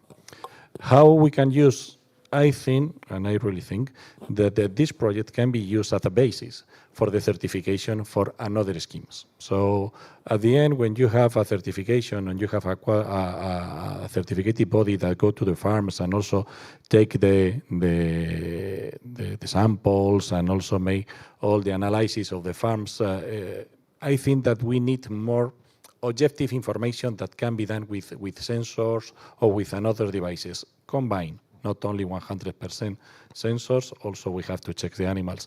But at the end can be also tools that try to provide the traceability for the beginning of the farms during the chains. So at the end, what we are here? We are here, first for the farmer, is to try to realize that our products that are produced in the farms arrive to the consumers and the consumer realize that we are working our best in the farms. And we need this traceability to control for our objective way that can be done with this kind of project. So I think that the next steps will be in this direction. How to join this project with the certification of the traceability of animal welfare, because it's an interesting point to try to link the PLF with the animal welfare, because we used to have the PLF to animal health, not to animal welfare. So maybe it can be this one of the ways. You have to study inside of your product to know exactly what is the heritage of this project, but I think can be a very good solution and also outcome of this project. So if there is any other question, I would say a last one, because we got quite some information now. It's a couple of hours we are here, so I think we had enough. No, joking. No. It's if you have any other question, I would say one. If not, I think that it's time to wrap up and to thank you very much. Really, our valuable speakers, Andrea Gavinelli, Stephanie Guillain, Miguel Angel Higuera, Mar Maestre, Paul Yonk. Thank you all. Congratulations again for the project. Thank you for your attention. Thank you to the organizers. Thanks to the people following from home. And nothing. Now I think we still have some time. We're just finishing here. I see there is some coffee. I hope also some milk. Okay? But anyway, let's take it easy. If you want to have a chat and to ask something again, you have the chance to do that. Thank you again, and see you next time. Thanks.